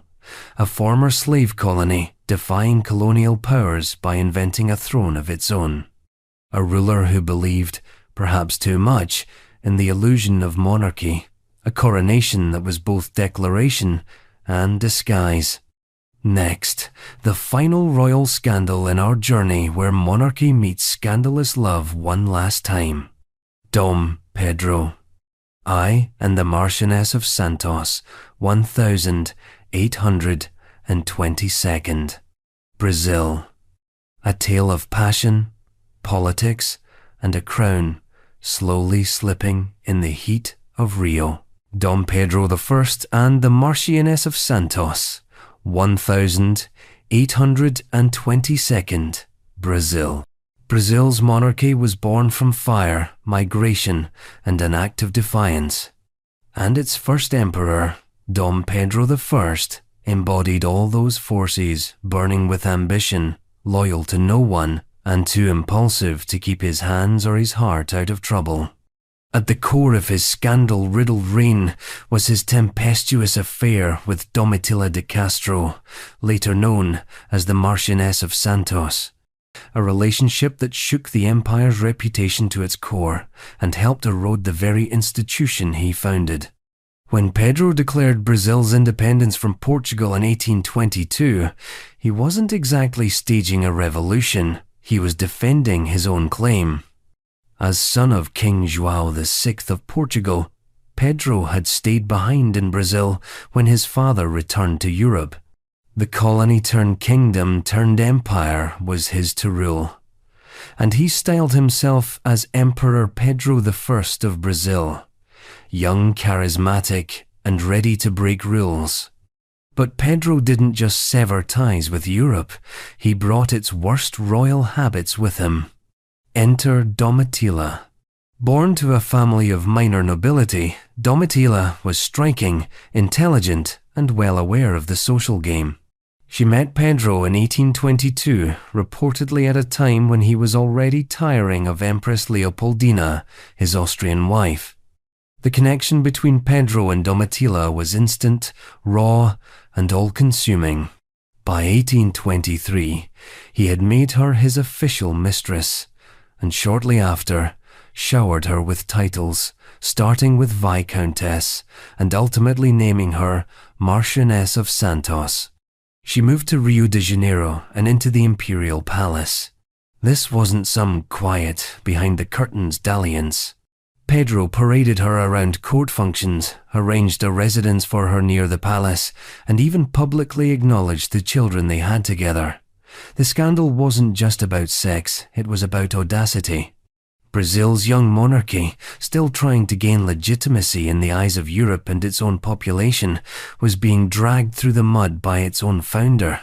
The Empress, Leopoldina, bore the humiliation with a composure that would later earn her canonization in the minds of Brazil's Catholic elite. But the emotional toll was undeniable. As Domitila gained influence, Leopoldina's health and status declined. She died in 1826, under circumstances that remain a matter of whispered speculation, officially due to illness, unofficially from heartbreak. Pedro's relationship with Domitila continued even after Leopoldina's death. At one point, it was rumored that he might even marry her, elevating a former mistress to empress. The Brazilian aristocracy, already uneasy with Pedro's heavy-handed politics, balked. European courts were appalled. The legitimacy of the monarchy founded just a few years prior was unraveling faster than Pedro's pants at a masquerade ball. Meanwhile, Domitila wasn't just a passive ornament. She involved herself in court politics, corresponded on state matters, and cultivated alliances. She also earned plenty of enemies. The court's women whispered about her vulgarity. The men feared her influence. Rumors spread like wildfire that she manipulated Pedro, that she seduced other nobles, that she even dabbled in witchcraft. By the late 1822nd, Pedro's reign was in free fall. His support among Brazilian liberals collapsed as he appeared increasingly authoritarian. Economic woes, political unrest, and his unpopular handling of dissent, all while cavorting with Domitila, ignited protests. The monarchy, once a unifying symbol, had become a punchline. By 1829, With revolution brewing and international standing crumbling, Pedro finally ended the relationship. Domitila was sent away back to Sao Paulo, where she lived the rest of her life in semi-exile. Pedro married again, this time to Amélie of Leuchtenberg, a respectable European match designed to salvage what was left of the crown's dignity. But the damage was done. In 1831, facing insurmountable pressure, Dom Pedro I abdicated the Brazilian throne in favor of his 5-year-old son and returned to Europe to reclaim his claim to the Portuguese crown. He left behind an empire rattled by scandal, weakened by civil unrest, and haunted by the ghost of a love affair that had upended its court. And yet, Domitila did not fade into obscurity. She reinvented herself as a philanthropist, a patroness of the arts, and a regional noblewoman with surprising political resilience. Despite her controversial past, she died respected and even beloved by many. Brazil, however, never quite recovered from the early turbulence of its monarchy. The institution limped forward through subsequent emperors, Pedro II being the most stable, but the seeds of skepticism were planted early. Pedro's relationship with Domitila wasn't just scandalous, it was emblematic. It showed how quickly a crown can become a crown of thorns when wielded without restraint. It laid bare the cost of royal lust, not just in broken hearts, but in fractured nations. Their letters, passionate and florid, survive. In them, Pedro calls her the flame of my existence, my little demon, and my empress of desire. Romantic, perhaps, but also damning. Because in the end, what doomed Pedro was not that he loved a woman, it was that he loved her more than he loved the crown. And that brings us to the end of our long, winding journey through royal darkness. From France to Thailand, Morocco to Brazil, we've seen how crowns don't just glimmer, they blind. We've seen monarchs try to outrun their sins, cover their tracks in velvet, or bury their mistakes in golden coffins. And we've seen how often it's not war or rebellion that ends a reign. It's the quieter, more human vices. Pride, lust, greed, fear. Monarchies are supposed to be timeless, eternal, divine. But every one of these scandals reminds us they are made of people. Flawed, frightened, brilliant, broken people. And like any of us, they leave behind not answers, but mysteries. Mysteries in velvet, in blood, in silence, in scandal. And maybe that's the point. Monarchs wear crowns so we don't have to. They carry our dreams, and when they fall, they carry our nightmares too. So the next time you look at a palace, remember this. It might be made of marble, but its foundation whispers.